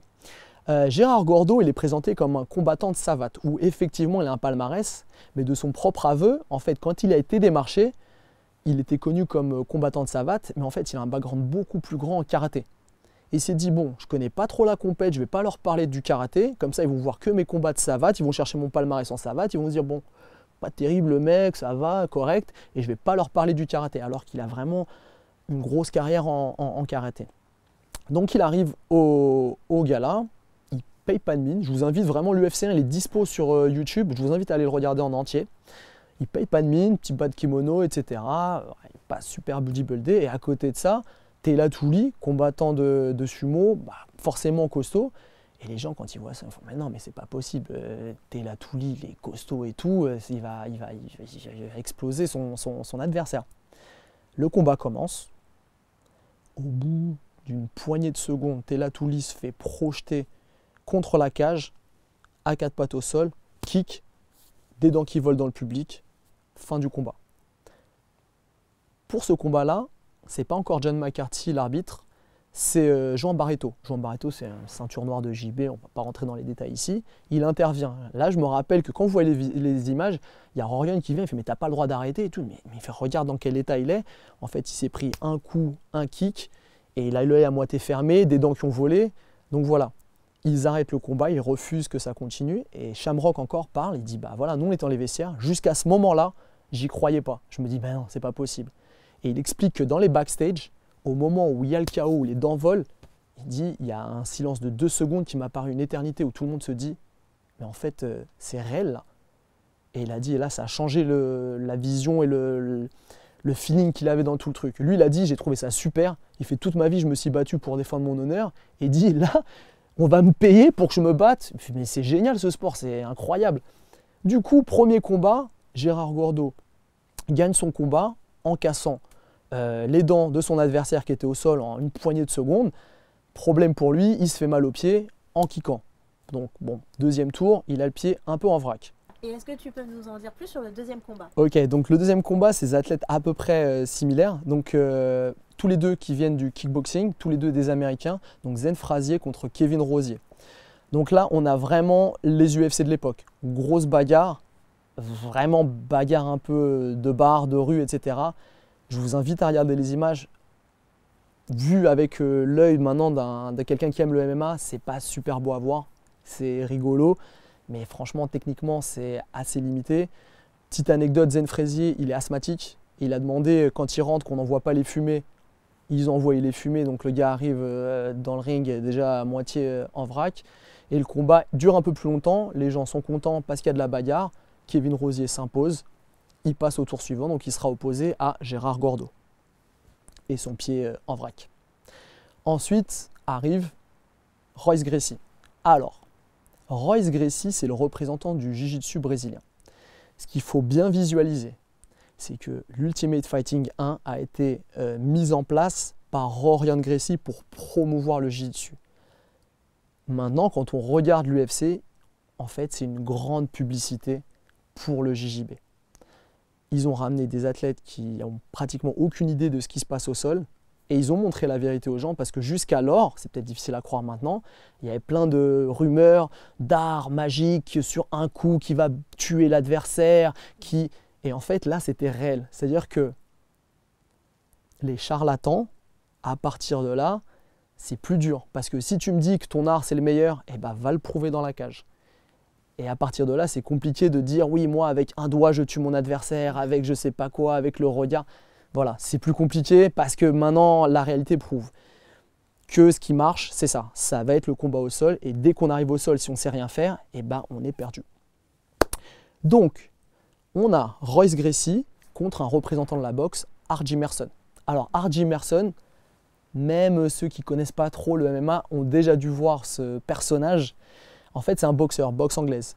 Et lui se dit, mais je fais comment? Du coup, je rentre, j'ai le droit d'avoir le poing nu, le poing avec des gants. Qu'est-ce que je fais? Il hésite, il ne sait pas trop. Du coup, il se dit, bah, ce que je vais faire, c'est que je vais garder mon bras avant avec un gant pour pouvoir me protéger un peu. Et je garde ma main forte, libre, pour pouvoir mettre un gros KO. Il se fait sa petite stratégie dans sa tête. Et il commence le combat. Sauf que rapidement, ça va au sol. Et que rapidement, il est perdu en fait. Et lui-même, il l'avoue, il fait, bah, je me suis retrouvé au sol. Je ne savais absolument pas ce que je fichais là. Je ne savais pas quoi faire. Et si vous regardez le combat, il n'y a pas un coup qui est mis au sol, c'est vraiment 100% la panique et il abandonne. Et on voit Royce qui regarde, qui dit mais qu'est-ce qui se passe en fait? Et du coup, c'est pas un combat qui met trop en valeur le jiu-jitsu, mais quand même Royce Gracie passe au tour suivant. Et d'ailleurs sur le choix de Royce Gracie, je vais me permettre de revenir un peu. Art Davie qui connaît du coup toute la famille Gracie, en fait lui il imaginait que c'était Rickson. Rickson c'est le champion, on l'a déjà vu la dernière fois, de la famille, il se dit bah c'est lui. Le mec il est costaud et tout, c'est lui qu'on va envoyer. Et en fait, ils ont choisi Royce Gracie. Et Art Davie, il raconte, il fait mais Royce Gracie, je ne savais même pas qu'il pratiquait. Moi, chaque fois que je l'avais vu, il s'occupait de son aquarium. Et en fait, à la base, ils l'ont fait venir aux États-Unis pour garder les enfants de Rorion. Donc il se dit mais pourquoi ils envoient lui quoi? Et bah, après, on fera un petit point sur pourquoi est-ce qu'ils l'ont plutôt envoyé lui qu'un autre, si éventuellement ça t'intéresse. Et du coup, on a Royce Gracie qui gagne rapidement contre R.J. Merson. Il nous reste donc le dernier combat. On va voir Ken Shamrock, qui vient des États-Unis et qui lui a déjà un palmarès en combat mixte. En fait, il avait déjà participé 3 fois au Pancras, c'est une compétition qu'il y avait au Japon, qui a des règles à peu près similaires au MMA. C'est un espèce de MMA un petit peu plus light, où on n'a pas le droit de frapper main ouverte, c'est avec la paume de la main. Et il n'y a pas de frappe donc main ouverte au sol. On a Ken Shamrock, et de l'autre côté, on a Pat Smith. Pat Smith, représentant du taekwondo. Donc le combat commence, et là on voit que justement Shamrock connaît aussi du sol. Il va rapidement au sol, clé de cheville, fin du combat. D'ailleurs la fin elle est un peu tumultueuse parce que ça s'insulte un peu à la fin du combat, etc. Et là en fait on se rend compte, et Shamrock le dit, que en fait personne ne connaissait rien au sol. Et il s'est dit mais moi je connais, du coup ça va aller, ça va passer.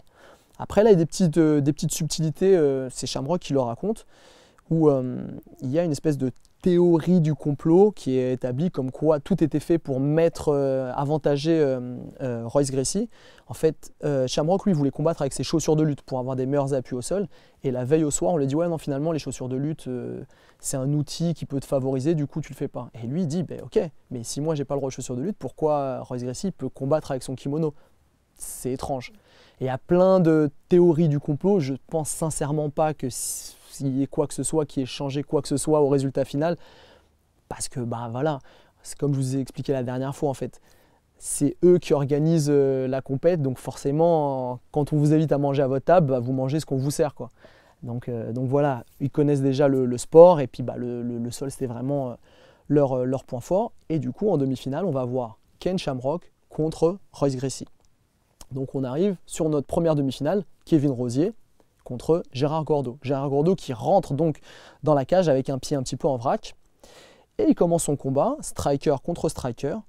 Et là, on a Gérard Gordeau qui va encore prendre l'avantage, qui a vraiment un bon striking, une bonne tenue de distance. Sauf que son problème, c'est qu'il s'est fait mal au pied sur le premier tour et il va se faire mal à la main au deuxième tour. Donc il va arriver en finale avec un pied en moins et une main en moins. Mais il gagne. Fatigué quand même. Un peu fatigué.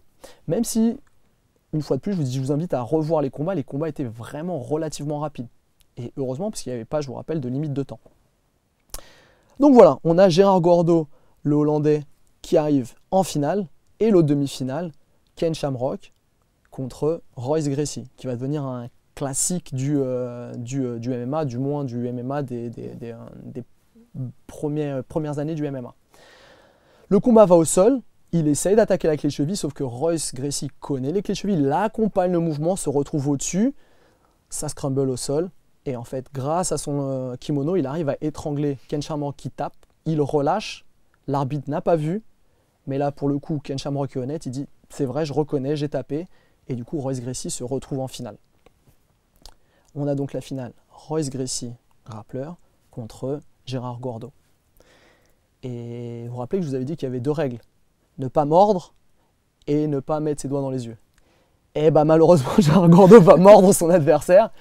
Et du coup, ça va fâcher Royce Gracie qui du coup, en tournant, va se retrouver dans son dos.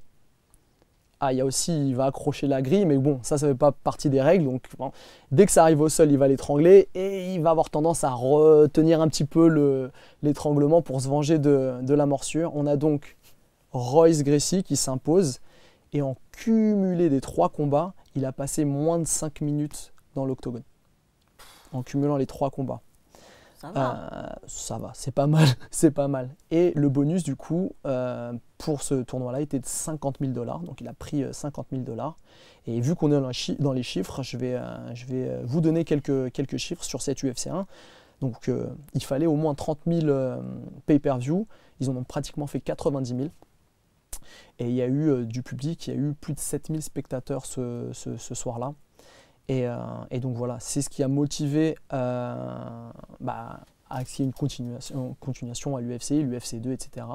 Et moi, personnellement, j'ai découvert l'UFC en regardant l'UFC 2. Le UFC 1, je ne l'avais pas vu. Et du coup, j'ai découvert avec l'UFC 2. J'espère que j'étais assez complet. Si éventuellement vous avez des questions. Moi, j'ai appris plein de choses. Très bien. Voilà, les anecdotes, hein, on sait, c'est notre historien Eduardo qui reviendra prochainement, hein, j'espère. Et on va rester sur ça pour aujourd'hui. Et j'ai déjà noté, en fait, les prochains sujets. Très bien. Voilà. C'est parfait. Merci à vous. vous. De rien, merci. Je voudrais qu'on puisse revenir sur des faits d'actualité. Je ne sais pas si vous avez suivi. Fares Diam, son combat a été annulé à l'UFC. C'était le jour du fight d'ailleurs que ça a été annulé puisque un membre le coach. Voilà, c'est le coach de l'équipe adverse qui a été testé positif au Covid.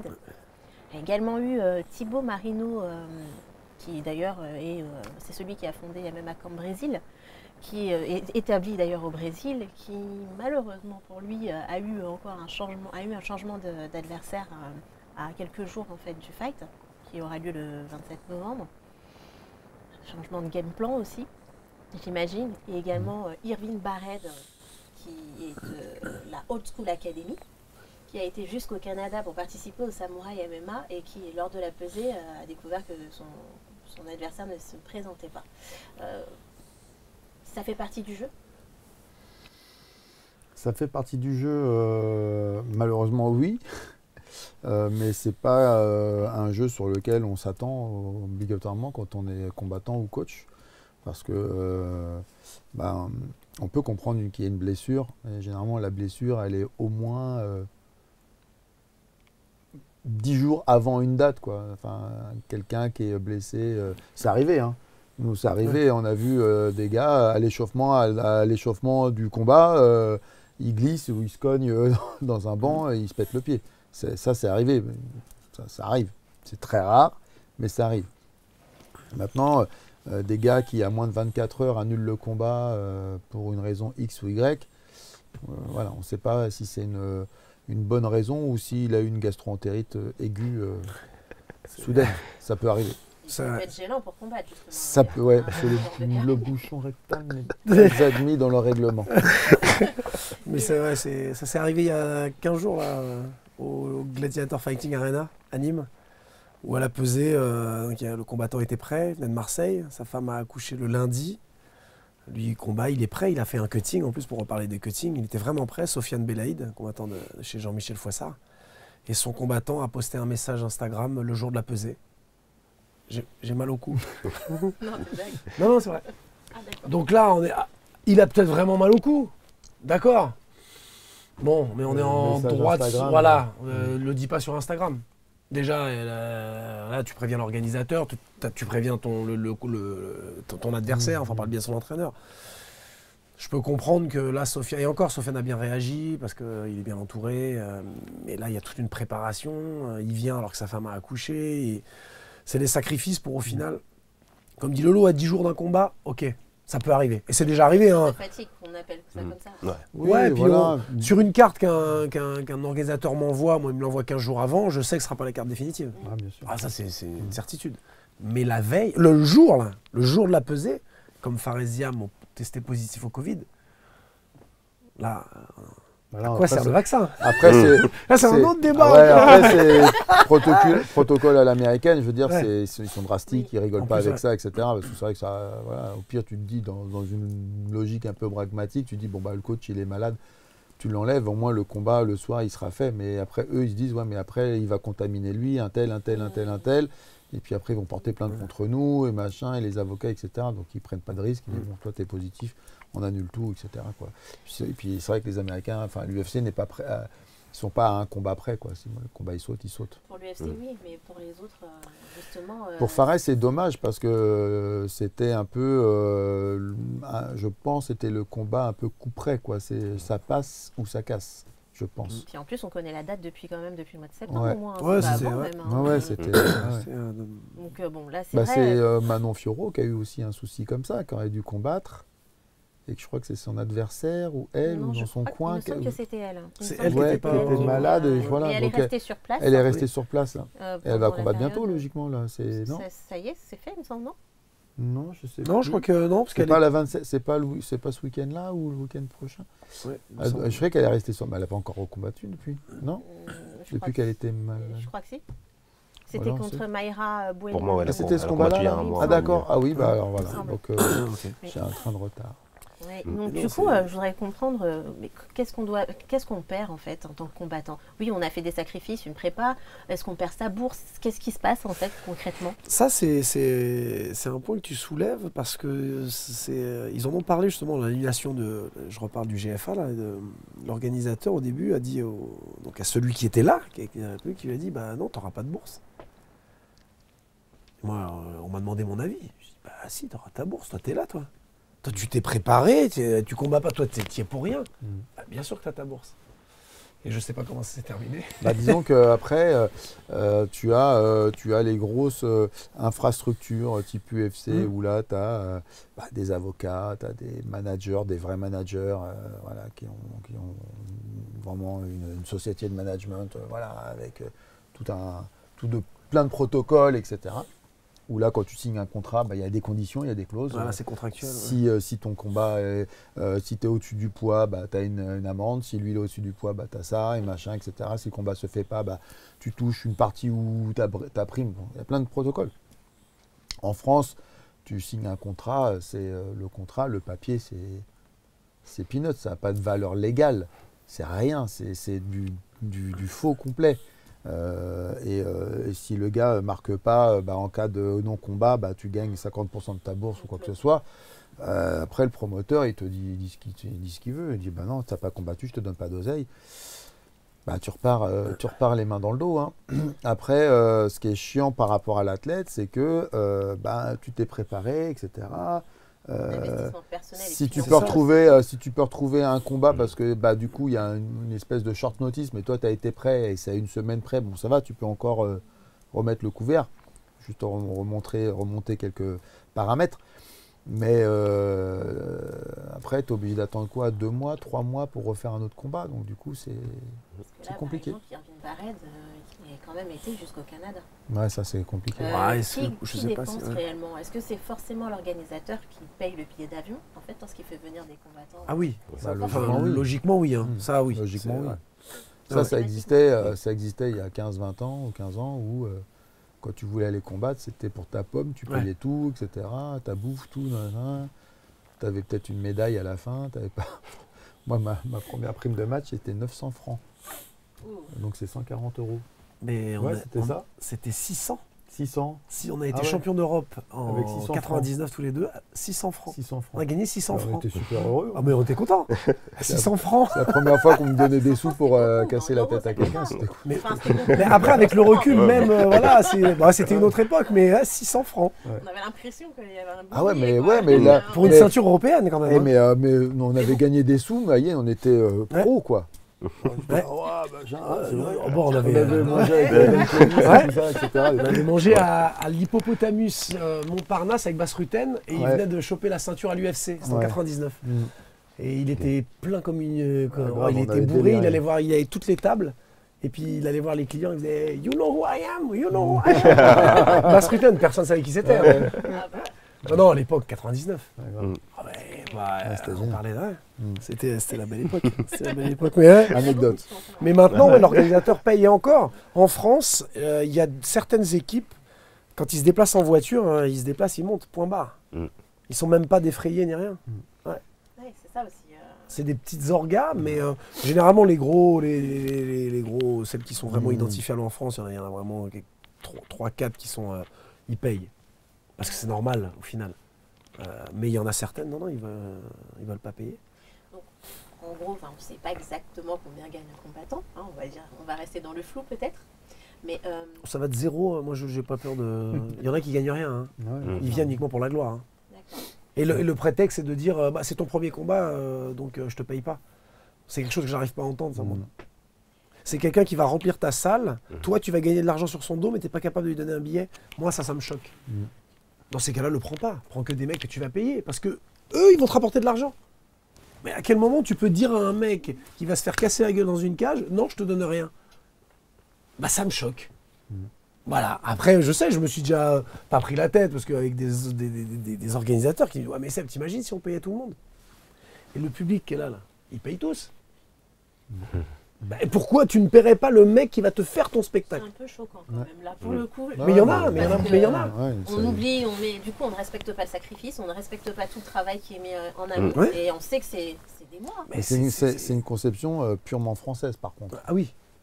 Parce qu'à l'étranger, le sport professionnel, il est reconnu. En France, le sport professionnel, il n'est pas reconnu. Mais le mot pro, c'est vrai que c'est le mot qui revient souvent, les organisateurs dire oui, mais c'est pas des pros. D'accord, ce sont des amateurs, ok, mais la résultante est la même pour moi. Tu vas te faire de l'argent sur leur dos. Mais au niveau de la fédération, c'est pro, il me semble, la plupart des combats. Ah oui, non, tu as les combats pro, mais voilà. Après, c'est pour ça que quand on parle de pro, je sais pas, j'aurais que tu travailles encore à côté. Ah oui, je travaille encore beaucoup à côté. Tu es obligé de travailler à côté parce que c'est pas avec ce qu'il va gagner sur 3 ou 4 combats pour l'instant, peut-être dans l'année, qu'il va se dire, j'arrête de travailler, je me consacre. Et ça, il est obligé de gérer son temps par rapport d'avoir un emploi qui lui permette de s'entraîner et de faire les choses. Ce qu'on a tous fait à un moment donné, mais le terme pro est un peu aussi galvaudé. C'est-à-dire que tu combats dans des règles professionnelles. Ça ne veut pas dire que tu es combattant pro. pour un combattant ça, pro. C'est hyper important. Il y en a peu en France, il y en a peut-être 5 ou 6 dans toute la France en MMA. On va dire, il y a Cyril Gane, il y a Manon Fiorot, il y a voilà, c'est quoi, peut-être 5 ou 6 athlètes qui sont vraiment pros parce qu'ils vivent des résultats de leur combat. Le reste, non. Je vois ce que vous voulez dire. Le statut de combattant professionnel de MMA en France, il n'existe pas. C'est pas un statut qui existe. On est en train de travailler là-dessus d'ailleurs, pour que chaque combattant pro, même si il a pour l'instant 0-0 en termes de machin, soit micro-entrepreneur et puisse déclarer les sommes qu'il gagne. Comme ça, au moins, il a une sécurité. Il cotise, il a il a l'assurance, sécurité sociale, etc. Au moins, voilà, il ne combat pas pour rien non plus, quoi. C'est un statut qu'on essaie de mettre en place. Ça coûte un organisateur. Je sais, c'est horrible. Organiser, c'est incroyable. C'est très cher. Ça coûte de l'argent. Mais ne serait-ce qu'un petit billet, même pour celui qui fait ton premier combat de la prélim card, qui est venu avec 0 personne dans le public. Bah ouais, parce que voilà, ça me paraît logique. Enfin, je sais pas, après, mais c'est très, comme disait Lolo, c'est français, c'est très français. Il y a cette espèce de truc, bah non, on lui donne sa chance, et quand même, c'est grâce à moi qu'il combat. Oui, mais c'est grâce à lui que tu remplis. D'ailleurs, dans ces cas-là, voilà, c'est... Mais ça coûte, hein, organiser. Moi, je touche du bois, j'organise normalement fin juin, mais en Muay Thai. Il est hors de question que je ne donne pas de l'argent à mais hors de question. Et ça sera pour tout le monde pareil. Pas parce que... Non, voilà. Voilà, c'est tout. C'est une question d'équité, de dire... Peut-être parce que moi j'ai été boxeur et que nous on n'a rien touché. Hein. Même en Italie, les bourses étaient ridicules. C'était même pas 600 francs. Moi j'étais payé en lire. C'était quoi, 200 francs. Mais il y avait quelque chose. Il y avait ce fait de dire, ok, mais je suis payé. Quoi. Ouais, ça justifie quand même. Enfin, je veux dire, qui de nos jours maintenant dit, je vais travailler gratuitement? Sauf quand tu fais du caritatif. Mais là c'est encore autre chose. C'est encore autre chose. Mais voilà, mais ça c'est l'éternel débat de société où j'ai l'impression que c'est tabou. Oui. Mais même quand on demande une bourse à un boxeur, tu t'as pris combien pour le combat? Je sais pas, je peux pas te le dire. C'est pas secret d'État. Enfin, je veux dire, et aux États-Unis ou n'importe où, je prends 5 000 $. Great man. Et les gens sont contents en plus. Exactement. En France, si tu dis j'ai pris 10 000 balles, quoi? Je t'aime pas ce gars-là, t'as vu? C'est trop ça. Mais c'est vrai, j'ai l'impression que voilà, je comprendrai jamais en fait. Je comprendrai pas. J'y arrive pas. C'est un truc, ça me rentre pas dans le crâne. C'est bon. Après voilà, c'est peut-être. Voilà. Donc tout combattant mérite salaire. Et celui qui son combat est annulé la veille ou le jour même, mais bien sûr qu'il mérite sa bourse. Lui, il a tout fait. Il est là le jour J et tu lui donnes rien. Bon. Et oui, et est-ce que vous seriez prêt à combattre ou est-ce que c'est arrivé à combattre pour rien? Combattre pour rien, en ayant cuté de 15 kilos. Non, déjà, en ayant cuté déjà, non, depuis que je fais du MMA, non, c'est pas arrivé, parce que j'ai la chance d'avoir fait 3 grosses organisations, 3 organisations intermédiaires. J'ai commencé au Lions FC, qui était déjà une organisation en place depuis un petit moment, qui en Suisse, c'est un petit peu à l'image du 100% Fight, un petit peu, ils sont déjà bien en place. Ouais, c'est une belle orga, donc c'était, c'est une orga dirigée par Nelson Carvalho, qui lui-même est un ancien combattant, il pratique, donc il a ce respect du combattant. Donc tout s'est bien passé, puis derrière ça, j'ai fait le Brave et l'Octagone, donc j'ai jamais eu à quémander, à réclamer mes sous, ça va. Octagone qui est monté en puissance depuis une petite année. Ils font du lourd, parce qu'ils font 2-3 galas des fois dans le mois et tout. Avec voilà. Et les mecs, c'est des belles bêtes, les gars. Ils mangent pas que du poulet, Carrément. Mais t'as pas répondu, Jorick. Tu combattrais gratos? Gratos à MMA, non. Non, ça me demande trop d'implication. Ouais, déjà, à l'heure actuelle, je perds beaucoup d'argent pour pratiquer le MMA. Donc forcément, les heures où je suis à l'entraînement, c'est des heures où je ne travaille pas. Donc c'est des heures où potentiellement je pourrais faire du coaching, où je pourrais faire autre chose. Donc déjà, il y a un manque, déjà je perds de l'argent là-dessus. Et puis même dès lors que je commence, il y a l'essence, les compléments alimentaires, il y a la cryothérapie quand il y a un petit bobo et qu'il faut rester au top, il faut s'entraîner dur le lendemain. Il y a l'ostéopathie, il y a vraiment une ribambelle de comment c'est Merde, le combattant français qui était parti s'entraîner des années aux États-Unis, je l'ai arbitré sur le combat face à Thibaut Gouti à Marseille. Comment il s'appelle encore? Mehdi Bagdad. Mehdi Bagdad. Il expliquait l'argent qu'il avait dépensé par an pour s'entraîner. Hein. Il dépensait à l'époque aux États-Unis presque 100 000 $. Il ne touchait pas forcément 100 000 $ dans l'année. Donc il dépensait énormément d'argent. Ça coûte en investissement. Effectivement. Et du coup, ce qui est un petit peu embêtant, surtout, on le voit beaucoup aussi dans le milieu du sport et surtout en France, c'est cette transition-là vraiment de passer à semi-professionnel, comme on en parlait, la personne qui a beaucoup d'ambition mais qui a très peu de moyens, à professionnel et vraiment s'épanouir dans son truc. C'est-à-dire que là, potentiellement, je m'estime encore semi-professionnel et pourtant je suis dans une organisation qui tend à me faire grandir, qui tend à vouloir me pousser vers le haut, mais sur des personnes qui, eux, sont déjà en place depuis un petit moment. C'est pour ça que je fais appel à vous, les sponsors. Donc là, actuellement, je suis en recherche active de sponsors parce qu'évidemment, le temps c'est de l'argent, mais surtout chez nous, le temps, c'est de l'entraînement. Et l'entraînement, c'est de la performance. Donc si jamais vous voyez ce message et que vous êtes branché sur le MMA, allez-y, foncez. Il a raison, je pense que c'est un combattant prometteur. Mais comme il le dit, c'est ça, c'est que ça coûte. C'est que ça lui coûte du pognon.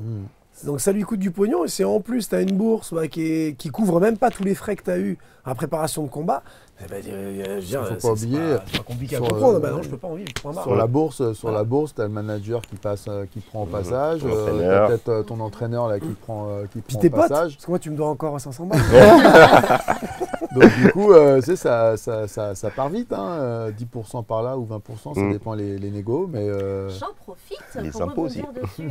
Alors, un combattant, sur sa bourse, c'est obligatoire. Enfin, c'est obligatoire, c'est quelque chose, c'est un contrat signé, je ne sais pas comment vous mettez d'accord, de donner une partie de sa bourse au club où il s'entraîne. Au club, non, pas forcément. C'est selon à son coach. Ça dépend le deal. Ça dépend le deal.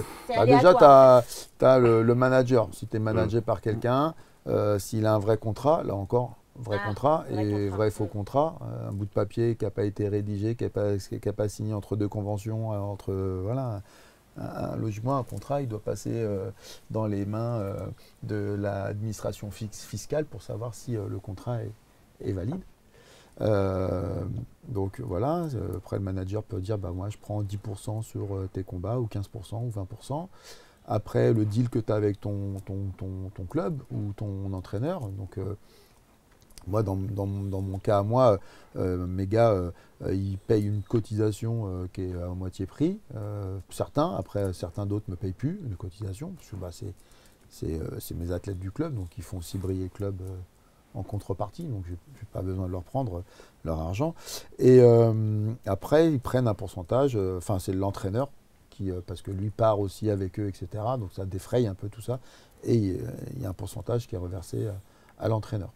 Voilà, c'est tout. Mais c'est pas tout le temps. Non, c'est pas tout le temps. Les coachs ne prennent rien. Pour ça, il y avait une polémique, j'avais vu une polémique comme comment Lopez avait renvoyé Francis Ngannou parce qu'il n'avait pas payé le truc. Alors, est-ce que c'est pour faire un buzz ou pas? Je ne sais pas. Mais je sais que, voilà, il y a des clubs qui ne font pas payer, des clubs qui font payer, des clubs qui font payer une fine partie, mais c'est plutôt symbolique pour dire, voilà, tu payes quand même quelque chose. C'est peanuts, mais c'est plutôt une symbolique. Et après, c'est du deal entre manager et entraîneur. Très bien. Très bien. Bon, on va se quitter sur cette information. Déjà Non, mais on va aller manger un truc. Ah oui, ça oui. Merci encore, vraiment. Et d'ailleurs, la dernière fois, j'avais dit merci également à Loïc parce que, voilà, l'émission, il m'a beaucoup boosté, il m'a beaucoup... vraiment, on va faire de mieux en mieux. Donc, merci encore pour ça. Et un autre merci, et c'est très bien ce que je vais dire, c'est M. Sébastien Love, qui m'a permis, il y a quelques mois, de faire des interviews d'après-fight sur Fake Nation. Ah oui, oui. C'était aussi avec le concours de Mathieu Nicourt, et franchement, merci pour ça, parce que j'ai adoré l'expérience. C'est surtout que c'était légitime. C'est légitime. C'est toi qui a une émission, c'est toi qui interviewe les combattants. Ça me paraissait logique que ça ne soit pas moi, et que ce soit toi. Moi, je suis là pour les présenter. Les interviewer, c'est ton boulot, regarde, tu le fais bien. On a appris que Joris fait 101 kg et est capable de cutter. La France entière saura que je tiens à préciser que je suis un petit lourd léger quand même, un petit light heavyweight. Voilà. Merci beaucoup. Merci à toi. Et puis on va te voir, j'espère, sur le championnat de France. Tu vas pouvoir faire des belles vidéos et des beaux trucs. Je vais venir. Et qu'on va découvrir sûrement des nouveaux talons et peut-être ce jour-là, peut-être un futur champion du monde de MMA amateur, pourquoi pas. Ah mais ce sera un kiff. Ce sera un kiff. Jorik, merci beaucoup. Au plaisir, c'est moi qui te remercie. Déjà, on s'était eu sur un live, on s'est connus, voilà. Voilà, la technologie, hein, c'était un live. C'était un live, Suite à l'Octagone, je crois. On s'est même connus avant. On s'est connus, il me semble, au Venom. C'était avant le Venom. Le premier contact. Venom après. Ici. Non, c'était après Venom. C'était après Ah bon c'était après, oui. Ok, autant pour moi. On a promis de venir et on est venu. Ok, très bien, autant pour moi. Bah. Mais merci pour tout. Merci d'être là et puis plein de bonnes choses surtout. Ça marche, je te remercie. Attends la suite, John Jones ou non? Ah non, plus maintenant. Non, maintenant il plus maintenant, mais il y a du monde. Il y a Jury, il y a des bons gars, il y a des gars solides là en ce moment. Qui vous fait rêver? Oui, aujourd'hui j'aimerais bien combattre Jury. D'accord. J'aime bien. Je sais pas dire son prénom, c'est un Polac. J'ai pas envie de l'écorcher. C'est Jury, son prénom. Il y en a pas mal aussi. Là-bas à l'Octagone, non? Non, il a l'UFC, en 93. C'est très dur parfois de dire Et surtout que j'ai une rage dedans, donc je sais très bien que je vais pas dire son prénom bien comme il faut. Moi aussi, je me lance pas. Bon. En tout cas, merci et on vous souhaite le meilleur aussi. Merci, au plaisir. Ouais. Quant à nous, on se retrouve le mois prochain pour un nouveau numéro d'MMA Story France, le MAG. Merci à tous, abonnez-vous et rendez-vous sur les réseaux. Lâchez les commentaires. Aïe!